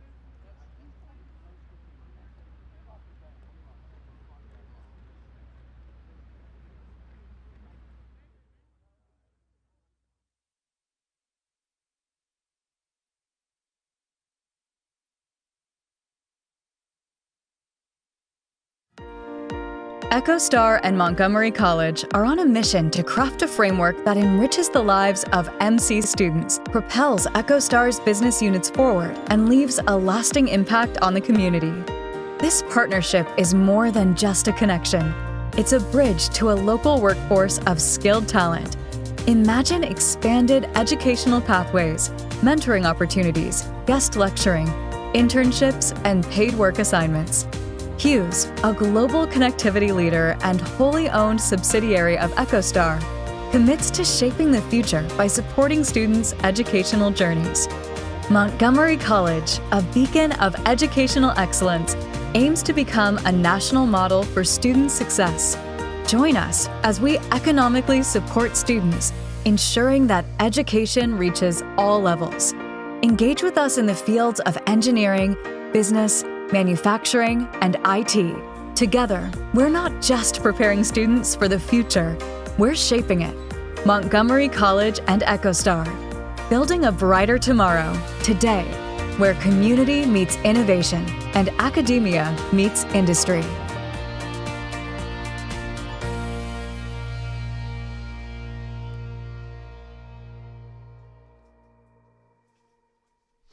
And welcome back to the Rockville campus of Montgomery College. Michael Brown alongside my partner, Andre Anderson. We are joined by Tommy Luganbill. You got it right. Tommy is the executive director of PIC MC, which is an acronym. And Tommy's going to tell us what PIC MC is all about. Sure. So PIC stands for Pinckney Innovation Complex. So there was a President Pinckney, who was a beloved character in the community, did a lot for a lot of people, and when he retired, one of the last things they did was they named the center after him. So PIC MC, the way I describe it in simple terms is, think of the Germantown campus. Anything that isn't an academic building is PIC MC. So we've got a hospital, medical center, incubator, bunch of land, and then now we got a satellite manufacturing plant. So that's PIC MC. Now, yesterday there was a special event. Tell us about that and what all that entailed. Sure. So, PIC MC is almost a decade. It's been 10, 11 years for this place to be here. And over the years, people have kind of tried to figure out, what are we going to put here? What is good for the students? What's good for the school? And also the community. And so the idea to partner up with Hughes, who's a long-standing partner with the college, came about. And a few years back, they said, you know what, Hughes, they want to expand, and they want to start making the satellites that they sell and put all over the world. They want to start making them right here. So Hughes built a satellite manufacturing plant, and we had a ribbon cutting yesterday, which is a very, very big deal. Wow, that is a big deal. And here's some video from yesterday's event. Nicer day yesterday than today. Yeah, well, I figured you guys could use some help during the rain delay. So, you guys gave me an out on this, but I said, nah, they'll want to talk. So there's the president of the college. There he is. And there you are right there. Yeah, on the right. I'm on the right. There you are. Nice suit. Okay. Well, yeah, I do kind of clean up a little bit better. And this is inside the facility? Yeah, this is inside. Private tours had to be given. There's a lot of security in the building because of the nature of what they do. So I didn't even get a tour. Wow. I mean, I've had one before, but yeah. Now there's Dr. Pinckney. Dr. Pinckney was there. His wife came. Believe it or not, he's 80 years old. Oh, really? That guy takes care of himself. Yeah, he didn't look 80 at all. No, he looks great. Yeah, that's the back of the building. Now, where is the building exactly? So if you're on campus, most people know where the hospital is. Yeah. Right. And so just imagine literally across the street from the hospital. And there's been a construction site there, but now it's a full building and people are working there. Wow. Yeah. I actually was in that hospital about a year ago for a knee problem. Well, it looks like you're doing better. I'm much better than I was that day. Do you have a fake knee now? No. I severed my quad tendon.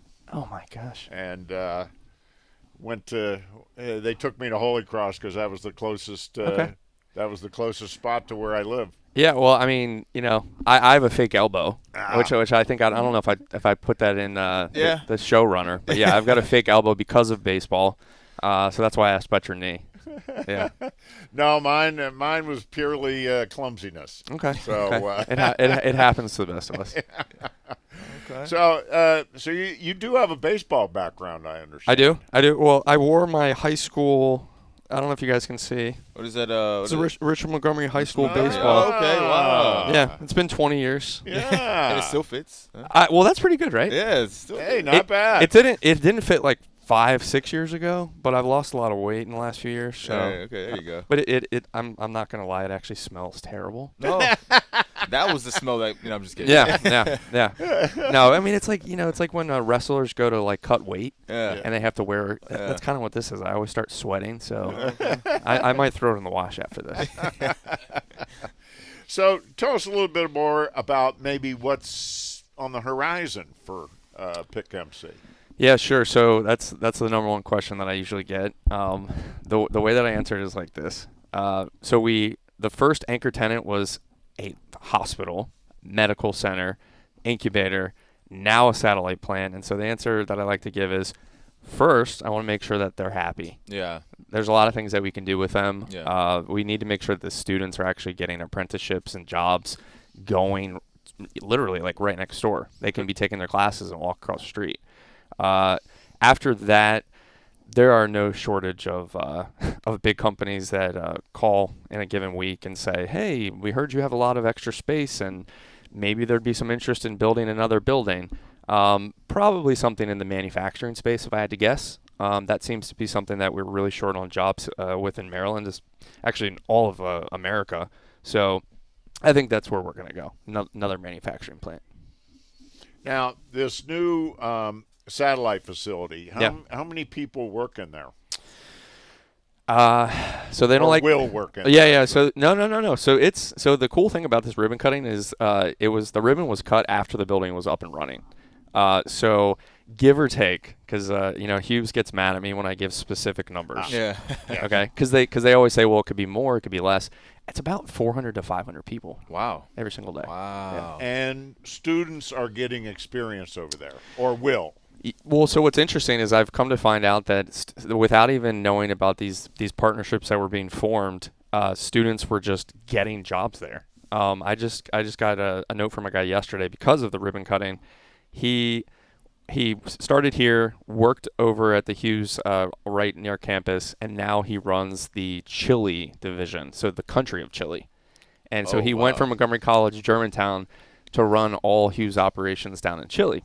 Wow. But those were things that happened, I think, naturally just because of the location. But now the next academic year, that's when some more formal arrangements will start to roll out, and you'll have these pathways where kids can start to go straight to work from school.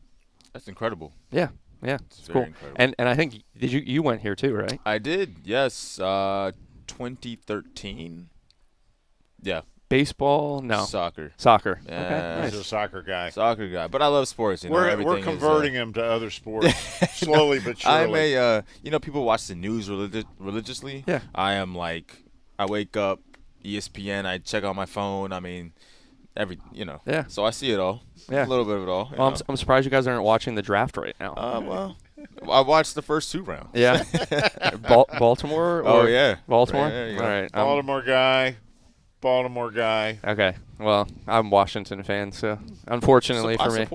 I do see the University of Delaware hat, however. Oh, yeah. So I'm I'm repping as much as I can today. There we go. So I went to University of Delaware, graduated in 2009.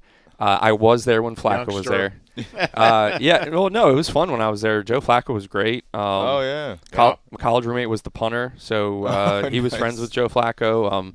So I like Baltimore. I respect them, especially because of his time there. But definitely a homer for Washington. Nice. Do you have your any middle school gear on by any chance? No. Wow. He's getting fresh. No. I got a company my buddy used to work for, but nice. I don't need to hype them. He doesn't work there anymore. Well, this is very exciting. One question I have is, we're hearing from the umpire. Oh, it's on. Apparently, they are going to start the game again in about 30 minutes or so. 30 minutes or so. Okay. So that's good news. Yeah. Let's hope they can at least get this one in. So anyway, I read it in here. You talked about it. Tell us a little bit about what an incubator is. Yeah, so that gets thrown out a lot. People talk about it. My daughter, she's 3. She would say it's for chickens to lay eggs and hatch their eggs. Yeah. But it's the same concept. Yeah. That's why it's called an incubator. Different iterations of it. The one here is basically imagine you are a aspiring entrepreneur or someone who has taken the plunge to start a business in, let's say, your garage or your basement, and you've got an idea, but it's really time for you to go out and get an office space. Mm-hmm. But you're not quite ready to pay the big time rent that comes with opening an entire facility. So what do? For a long time, people didn't really have any other option. It was either in your garage or you got to be making enough money to pay commercial rent. So incubators came along, and this one's been here for, I think, about close to 7 years. Mm-hmm. And the incubator that's here primarily does life sciences, so anything that has to do with medicine, a lot of genetics because of where we are, and they're getting into things like medical AI. Wow. Using AI to figure out new drugs. And there's about 40 companies that are there, and they each have their own office space, and there's bathrooms, amenities, kitchen, and so everything you could want from an office, except you have your own little area, and your rent's a lot cheaper than it would be anywhere else. So it's a way to support local business and hopefully get them to grow. So ideally, if they get big enough, they could build something here.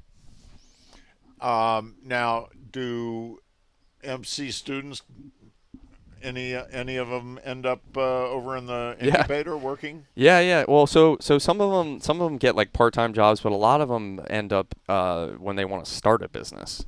Believe it or not, a lot of MC students, if they don't just go straight to starting a business, a lot of them go to like University of Maryland or UMBC, but they'll actually come back because they'll start here in life sciences. Because a lot of folks don't know that BE building we have on campus, there's a lab in the basement. It's a very, very, very nice lab. And so the training and the skills for students in that lab a lot of times leads them to either go into pharmaceutical companies or go on to Maryland. And then when they start a business, there's a good number of them that come back here. So it's kind of nice. Excellent. Yeah. So back to your baseball career for a second. Yeah. You told me you had an issue with your elbow. Were you a pitcher? Yeah, good guess. Yeah. I was a pitcher from age 9 till 18. Wow. Okay. And I had a lot of fun, and I played down the street, Richard Montgomery.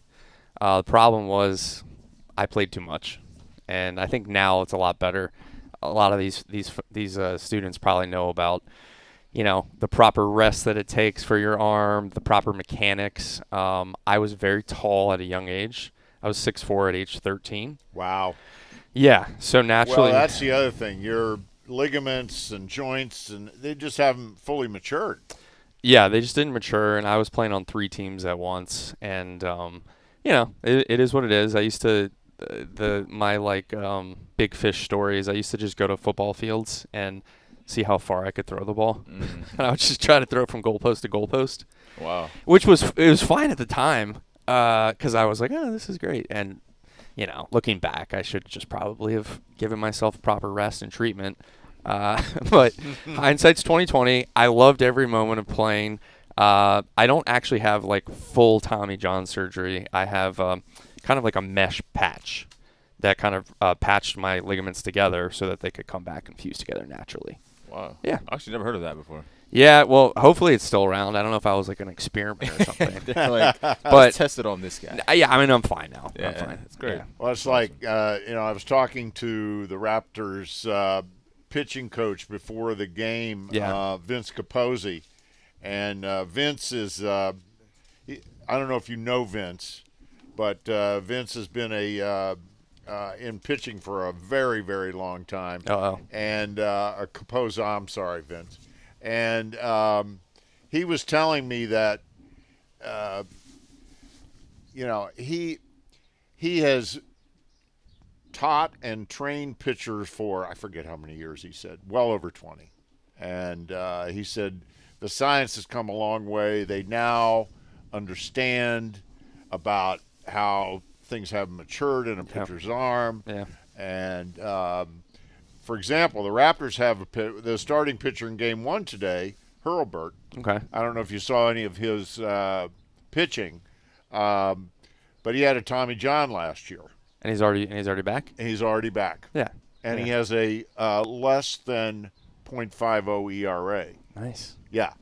Nice. So, and he pitched very well today, as you can see. Yeah. The only run he gave up scored on a wild pitch. So. Okay.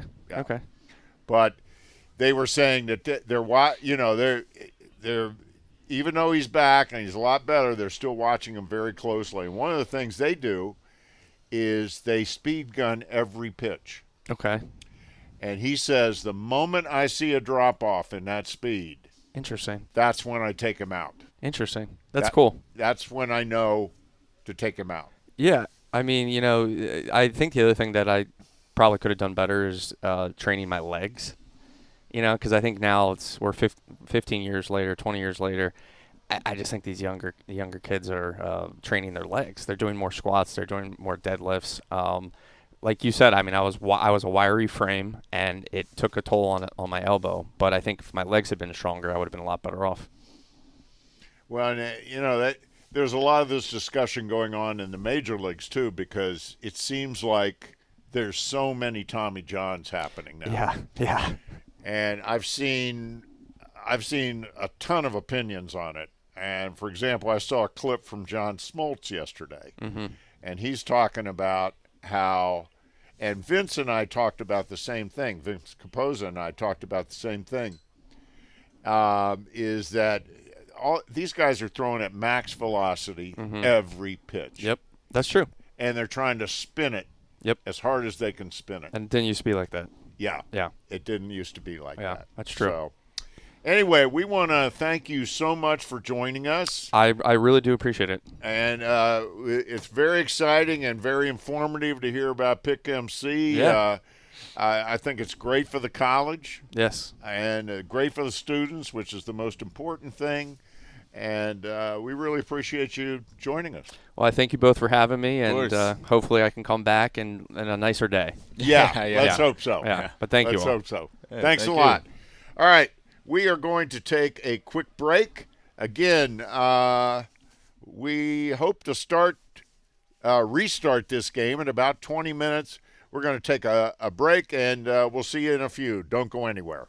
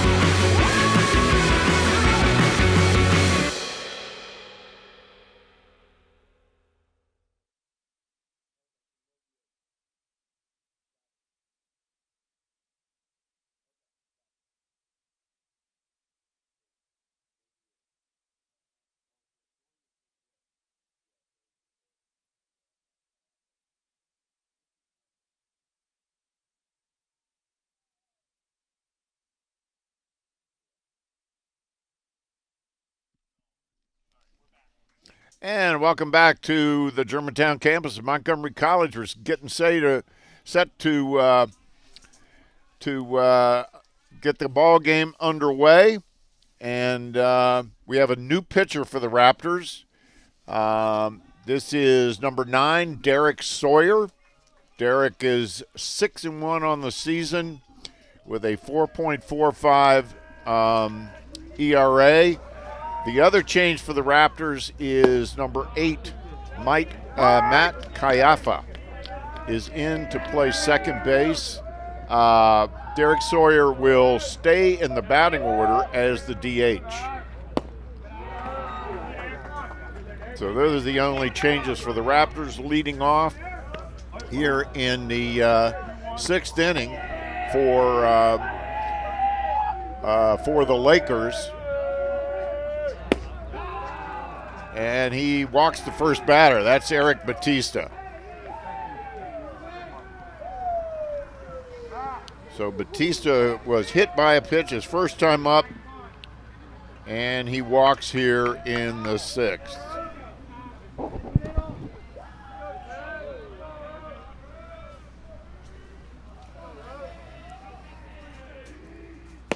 And another pitch outside. So for the Raptors, Krisky is now on the bench, and Kayafa is in at second base. Matt Kayafa.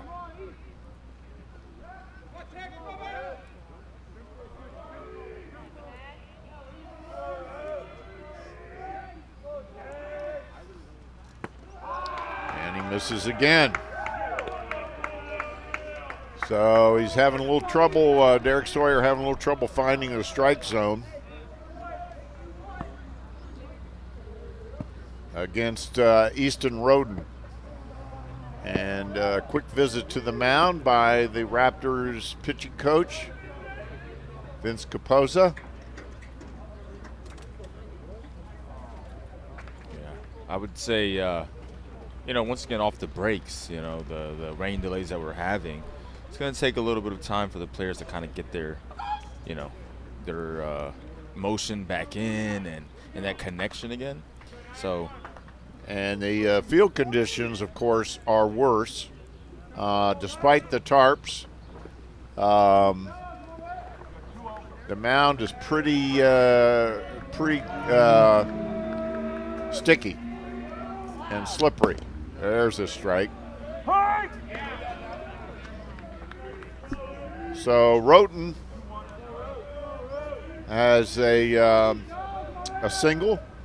He scored on a wild pitch, and he hit into a double play.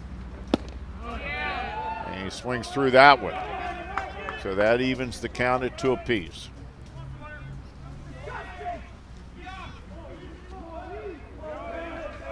So Derek Sawyer was one of our rain delay guests.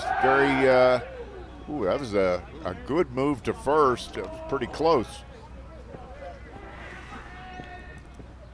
As Batista jumps back in there.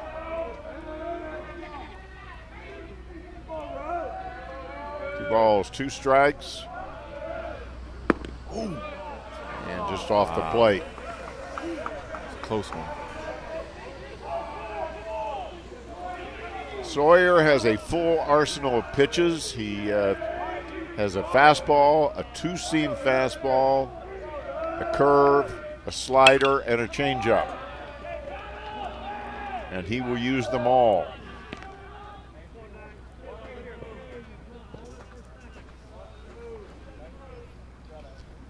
And he's having a little trouble with the footing on the mound.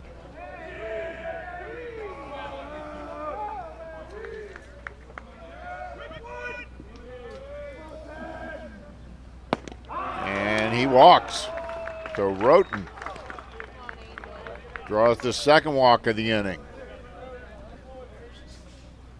2 on, and that brings up Oquendo. Angel Oquendo. He is 0 for 2. He's popped out, and he's fouled out to right field. But he's up here now in with an opportunity to tighten this game up.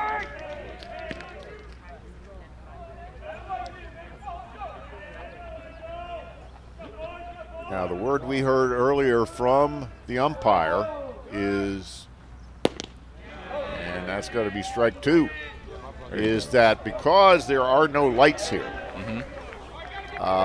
we will finish this game and then with a very, very short delay go right into the second game. So you don't want to leave. There's a pop-up out into right field. Who's got it? The right fielder, Rivera, hauls it in for the first out of the inning. It's good to see that there by Sawyer, seeming to find his rhythm. 2 strikes on that one, and then a pop-up out. Pretty sure he'll take that after the 2 walks from the first 2 batters. That is for sure. That brings up Schmitz. He is 1 for 2.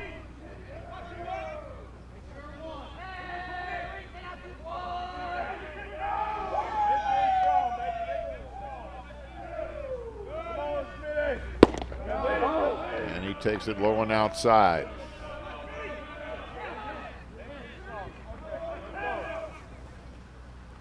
Colby Schmitz, leading home run hitter on the Lakers team.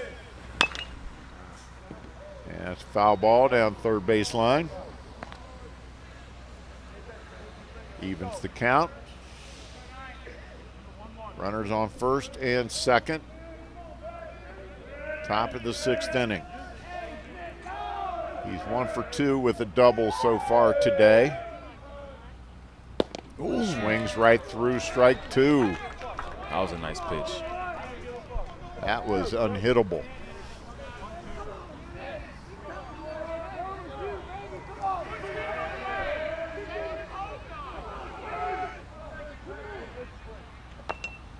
And just gets a piece of that to stay alive.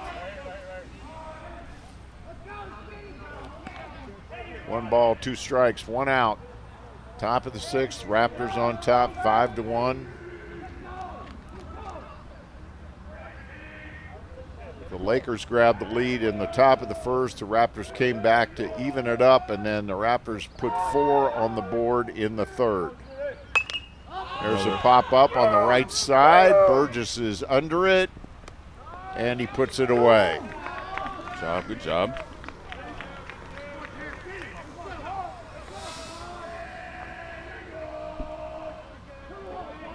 And that brings up Cannell. He's 0 for 2.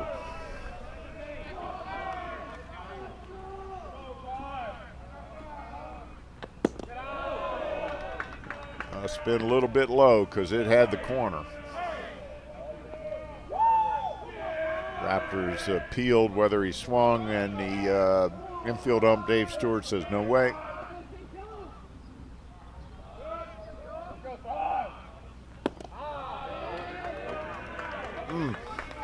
Close. Very. No ball, or 2 balls, no strikes.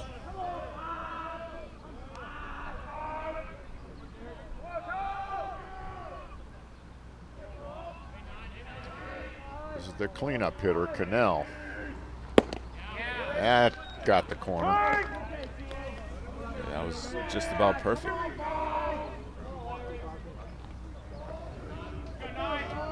Raptors are not playing him to pull.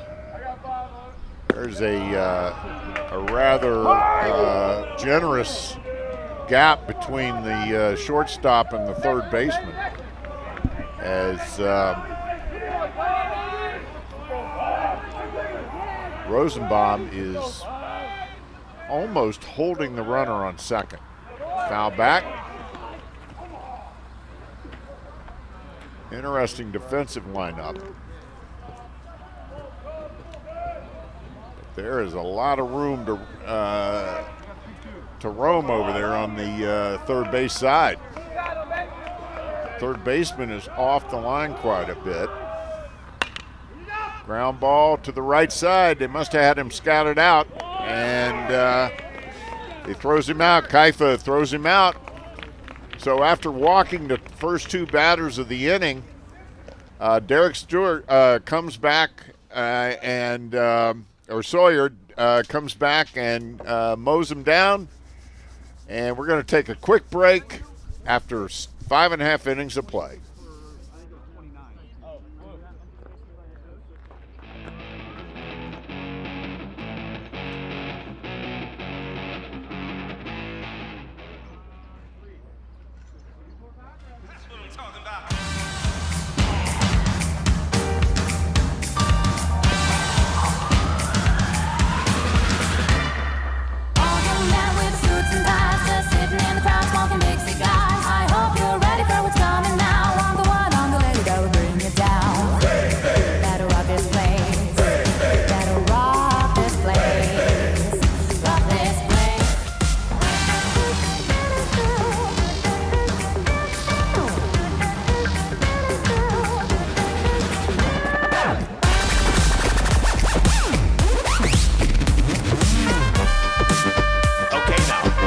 From the beginning.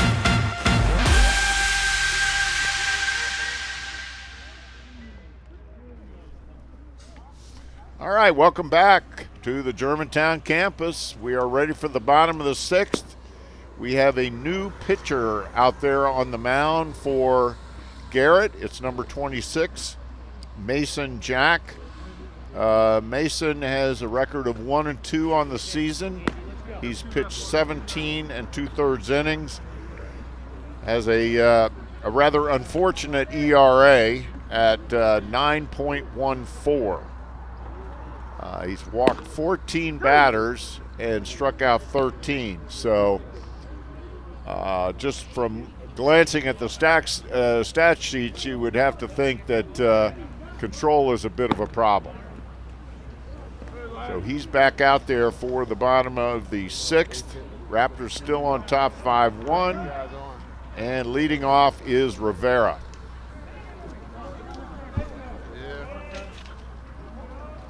He is 1 for 3 on the day. Has an RBI as well. Got on through, he's been on both times up. Last time up, he was on through a fielder's choice.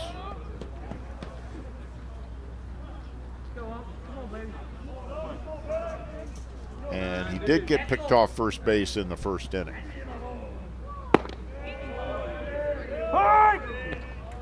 This is Andy Rivera, leads the team in home runs and RBIs and hitting a robust .352. Also has 10 steals. Ground ball to third. Long throw. It's in the dirt. It gets away. Rivera's safe, and he's on his way to second. And he glides in.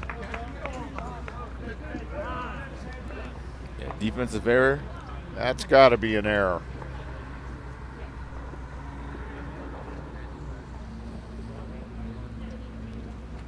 Error is on the throw. He fielded it cleanly. It was a long throw because he was deep. And that brings up number 23, Van Rosenbaum, who's played a real nice shortstop today for the Raptors. And he has an RBI today. 2 for 3. Takes it high and outside.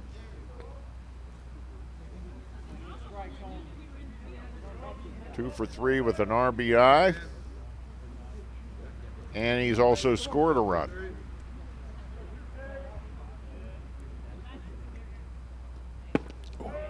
And that was on the outside corner for a strike.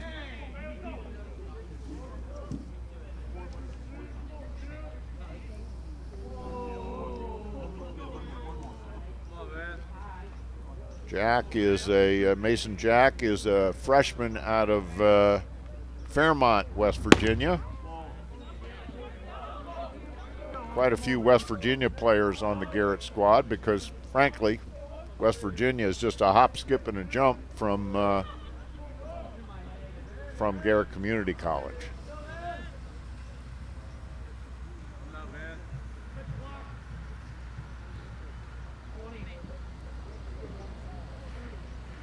I've been corrected. It is Garrett College.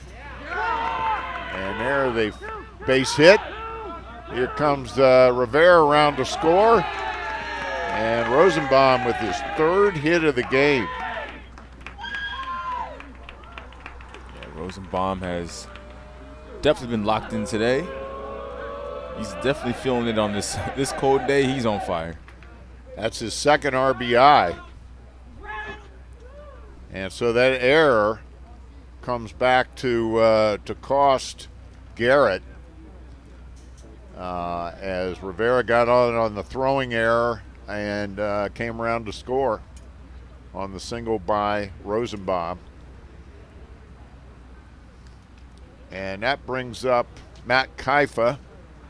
That's his this will be his first appearance of the day. First time up. Matt comes in hitting 189 on the season. Has 7 RBIs on 10 hits, so he maybe struggled a bit, but he has been productive. Also scored 15 runs. Yeah, and he gets on base a decent amount as well. So, that was really high. And no one's there. Wild throw. And Rosenbaum is going to come all the way around to 3rd. The catcher tried to pick him up. Now the throw gets away. Wow. And Rosenbaum scores easily. From first base as well. From first base on a throwing error. So that's a big run. Scored unconventionally, shall we say. So you got a throwing error on the catcher and a throwing error on the right fielder. So 2 errors on 1 play. I think that's the definition of an unearned run. Oh, for sure. Yeah. So now Matt Kaifa gets the swing to bat. So Rosenbaum scores. That's his 2nd run of the day. He has 2 RBIs to go along with it.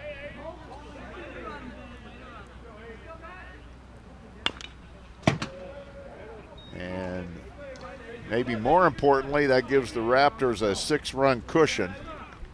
Again, this will be a 7-inning game because it's part of the doubleheader.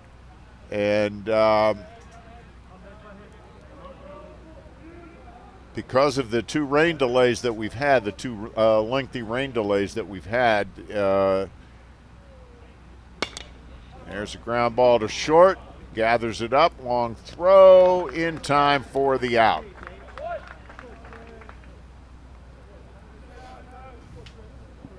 Anyway, as I was saying, because of the rain delays that we've had, they are going to immediately, or as close to immediately as possible, start the 2nd game. There might be a 5-minute delay in between games, but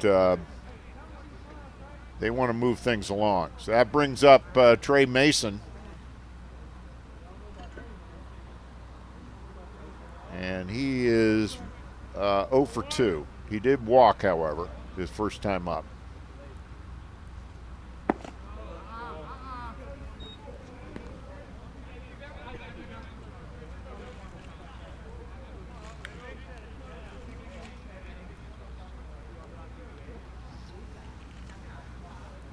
Ray Mason, the freshman out of Germantown.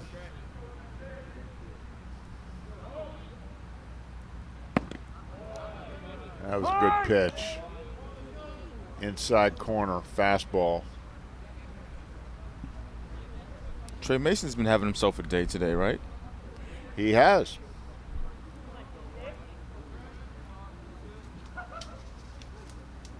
He's had 2 hits. And an RBI. Single to left in the first, single to right in the second, and knocked in a run with that. Grounded out his last time up. Almost beat it out. Yeah, we know how quick he is. One of the fastest on the team. If not the fastest. I wouldn't mind racing it myself. I think I'm pretty fast. Those days are over for Oh, me. okay. Trust me. I can only dream about those days.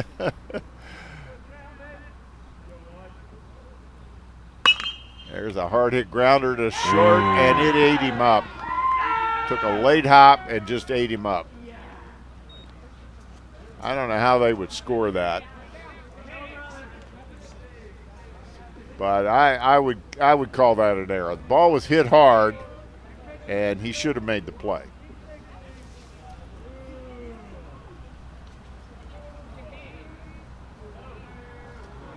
So Mason on for the third time today.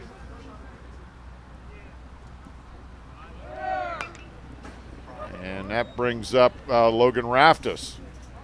Logan has had one of the biggest hits of the day for the Raptors. He had a 2-out, 2 RBI single back in the third inning. And that was a backbreaker for Garrett. They thought they were almost out of the inning, 2 strikes, and then Raptors came through with the 2-run single to keep the Raptors' 4-run rally going.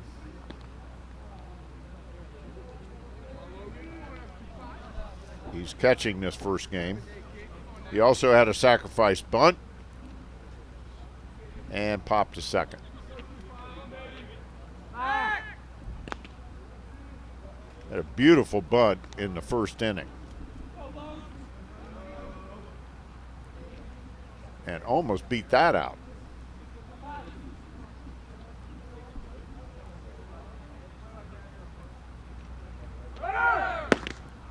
And there goes Mason.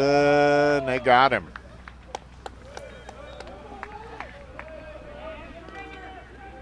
So Mason out at second on the attempted steal.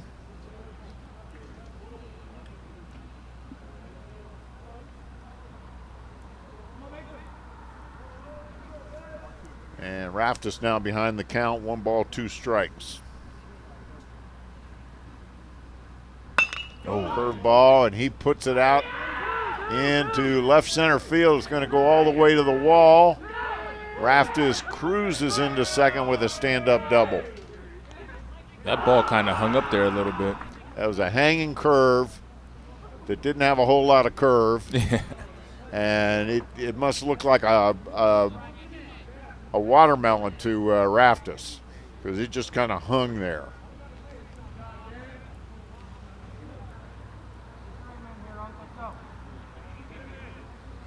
And that brings up Fry, Eddie Fry.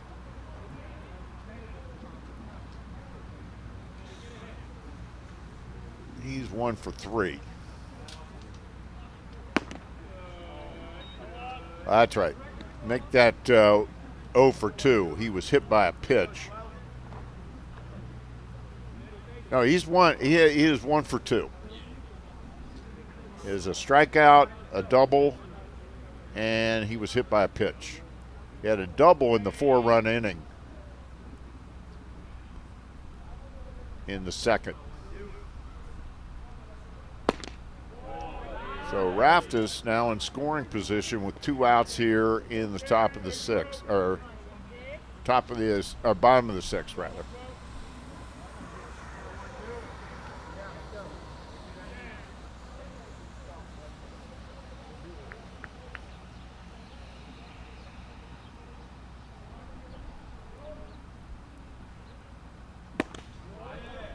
There's a strike on the outside corner. As Fry wanted to make him throw a strike, and he did.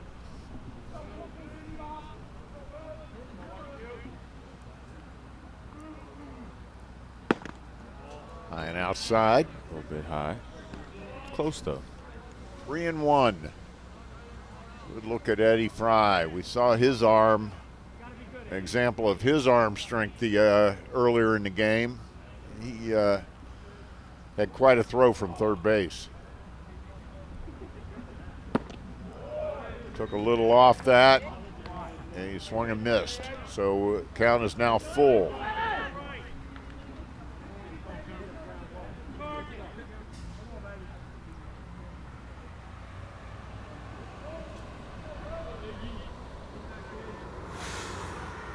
Baptist on second. There's the pitch. Oh, they said he swung. Eddie Fry thought for sure he had held up. A little bit incredulous by the call. Let's take a look.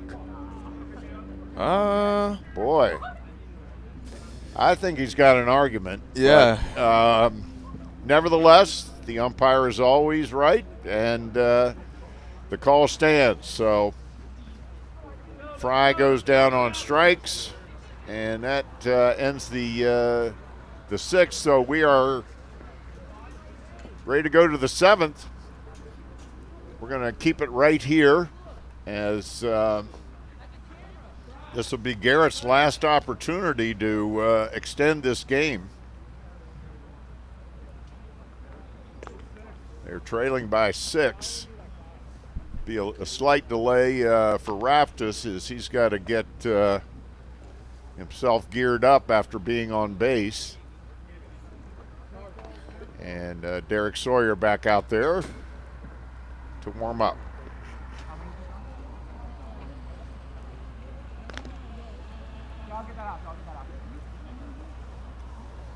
So again, we cannot emphasize enough the importance of this game. The Raptors came into this game a half game behind Garrett in the D2 Region 20 standings. And the D2 standings are very important because the D2 postseason tournament starts in about 2 weeks. And it's very important where you finish in the standings in terms of your seeding in the tournament. 8 teams make the tournament. Yeah. Whoever finishes in first or second during the regular season gets a bye, and whoever finishes third and fourth, they get a bit of a bye. So, and right now the Raptors and Garrett are fighting for third and fourth. Yep. There's a lot more to it. We'll get to it later. We'll have other time. So that brings up Giblin, the DH, and he is 0 for 2.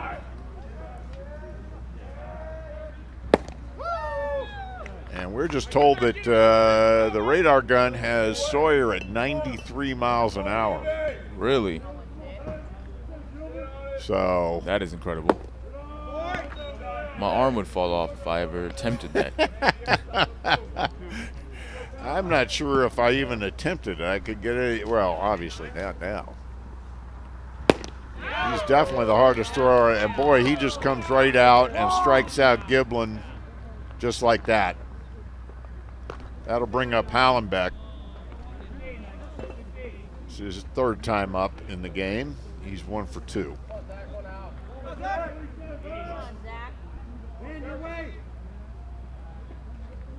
Wow. A lot of movement on that one. That was a really nice slider.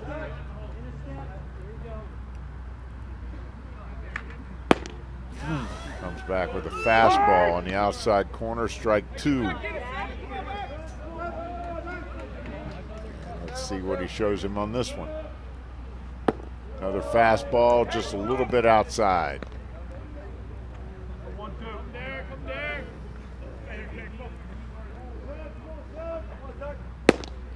That's just missed the corner again. Wow.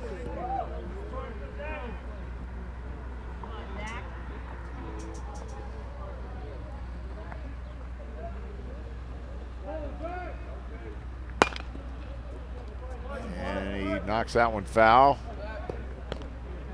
Evens the count at 2-2.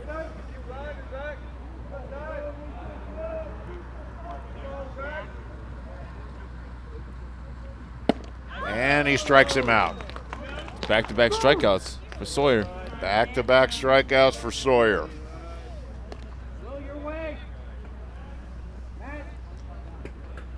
That's 5 in a row now that he's retired. He walked his first 2 batters. Again, he came in the 6th. walked the first 2 batters, got the next 3, and now he's got 2 outs here in the top of the 7th. And he's facing Vickers. Strike on the outside corner. Vickers had the throwing error the last inning. And that'll be strike 2. Wow. And this would be for the game. This would be for the game.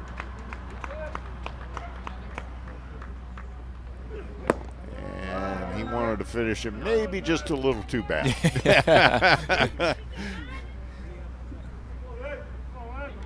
Logan Rafter said, okay, big fella, just slow it down a little bit. Don't get ahead of yourself. Ooh. And interesting little head game there by Vickers to step out just as Sawyer was about to start his warm-up. Little gamesmanship. He's trying to slow Sawyer down. He knows exactly what Sawyer wants to do. Oh, Sawyer was ready to shake hands with the team. The umpire, however, had other plans.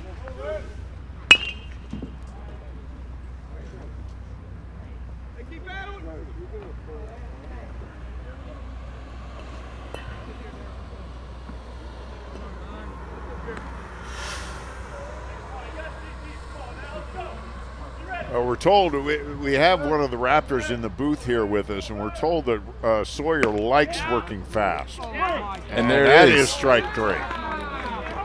So Sawyer strikes out the side. And that is the end of game 1. Okay. As the Raptors take this one 7-1, a very crucial win for Montgomery College. And but as we told you earlier, don't go anywhere, folks. There's going to be a very brief break between the 2 games. So we're hoping to we'll be back with the all-important game 2 right after this quick break.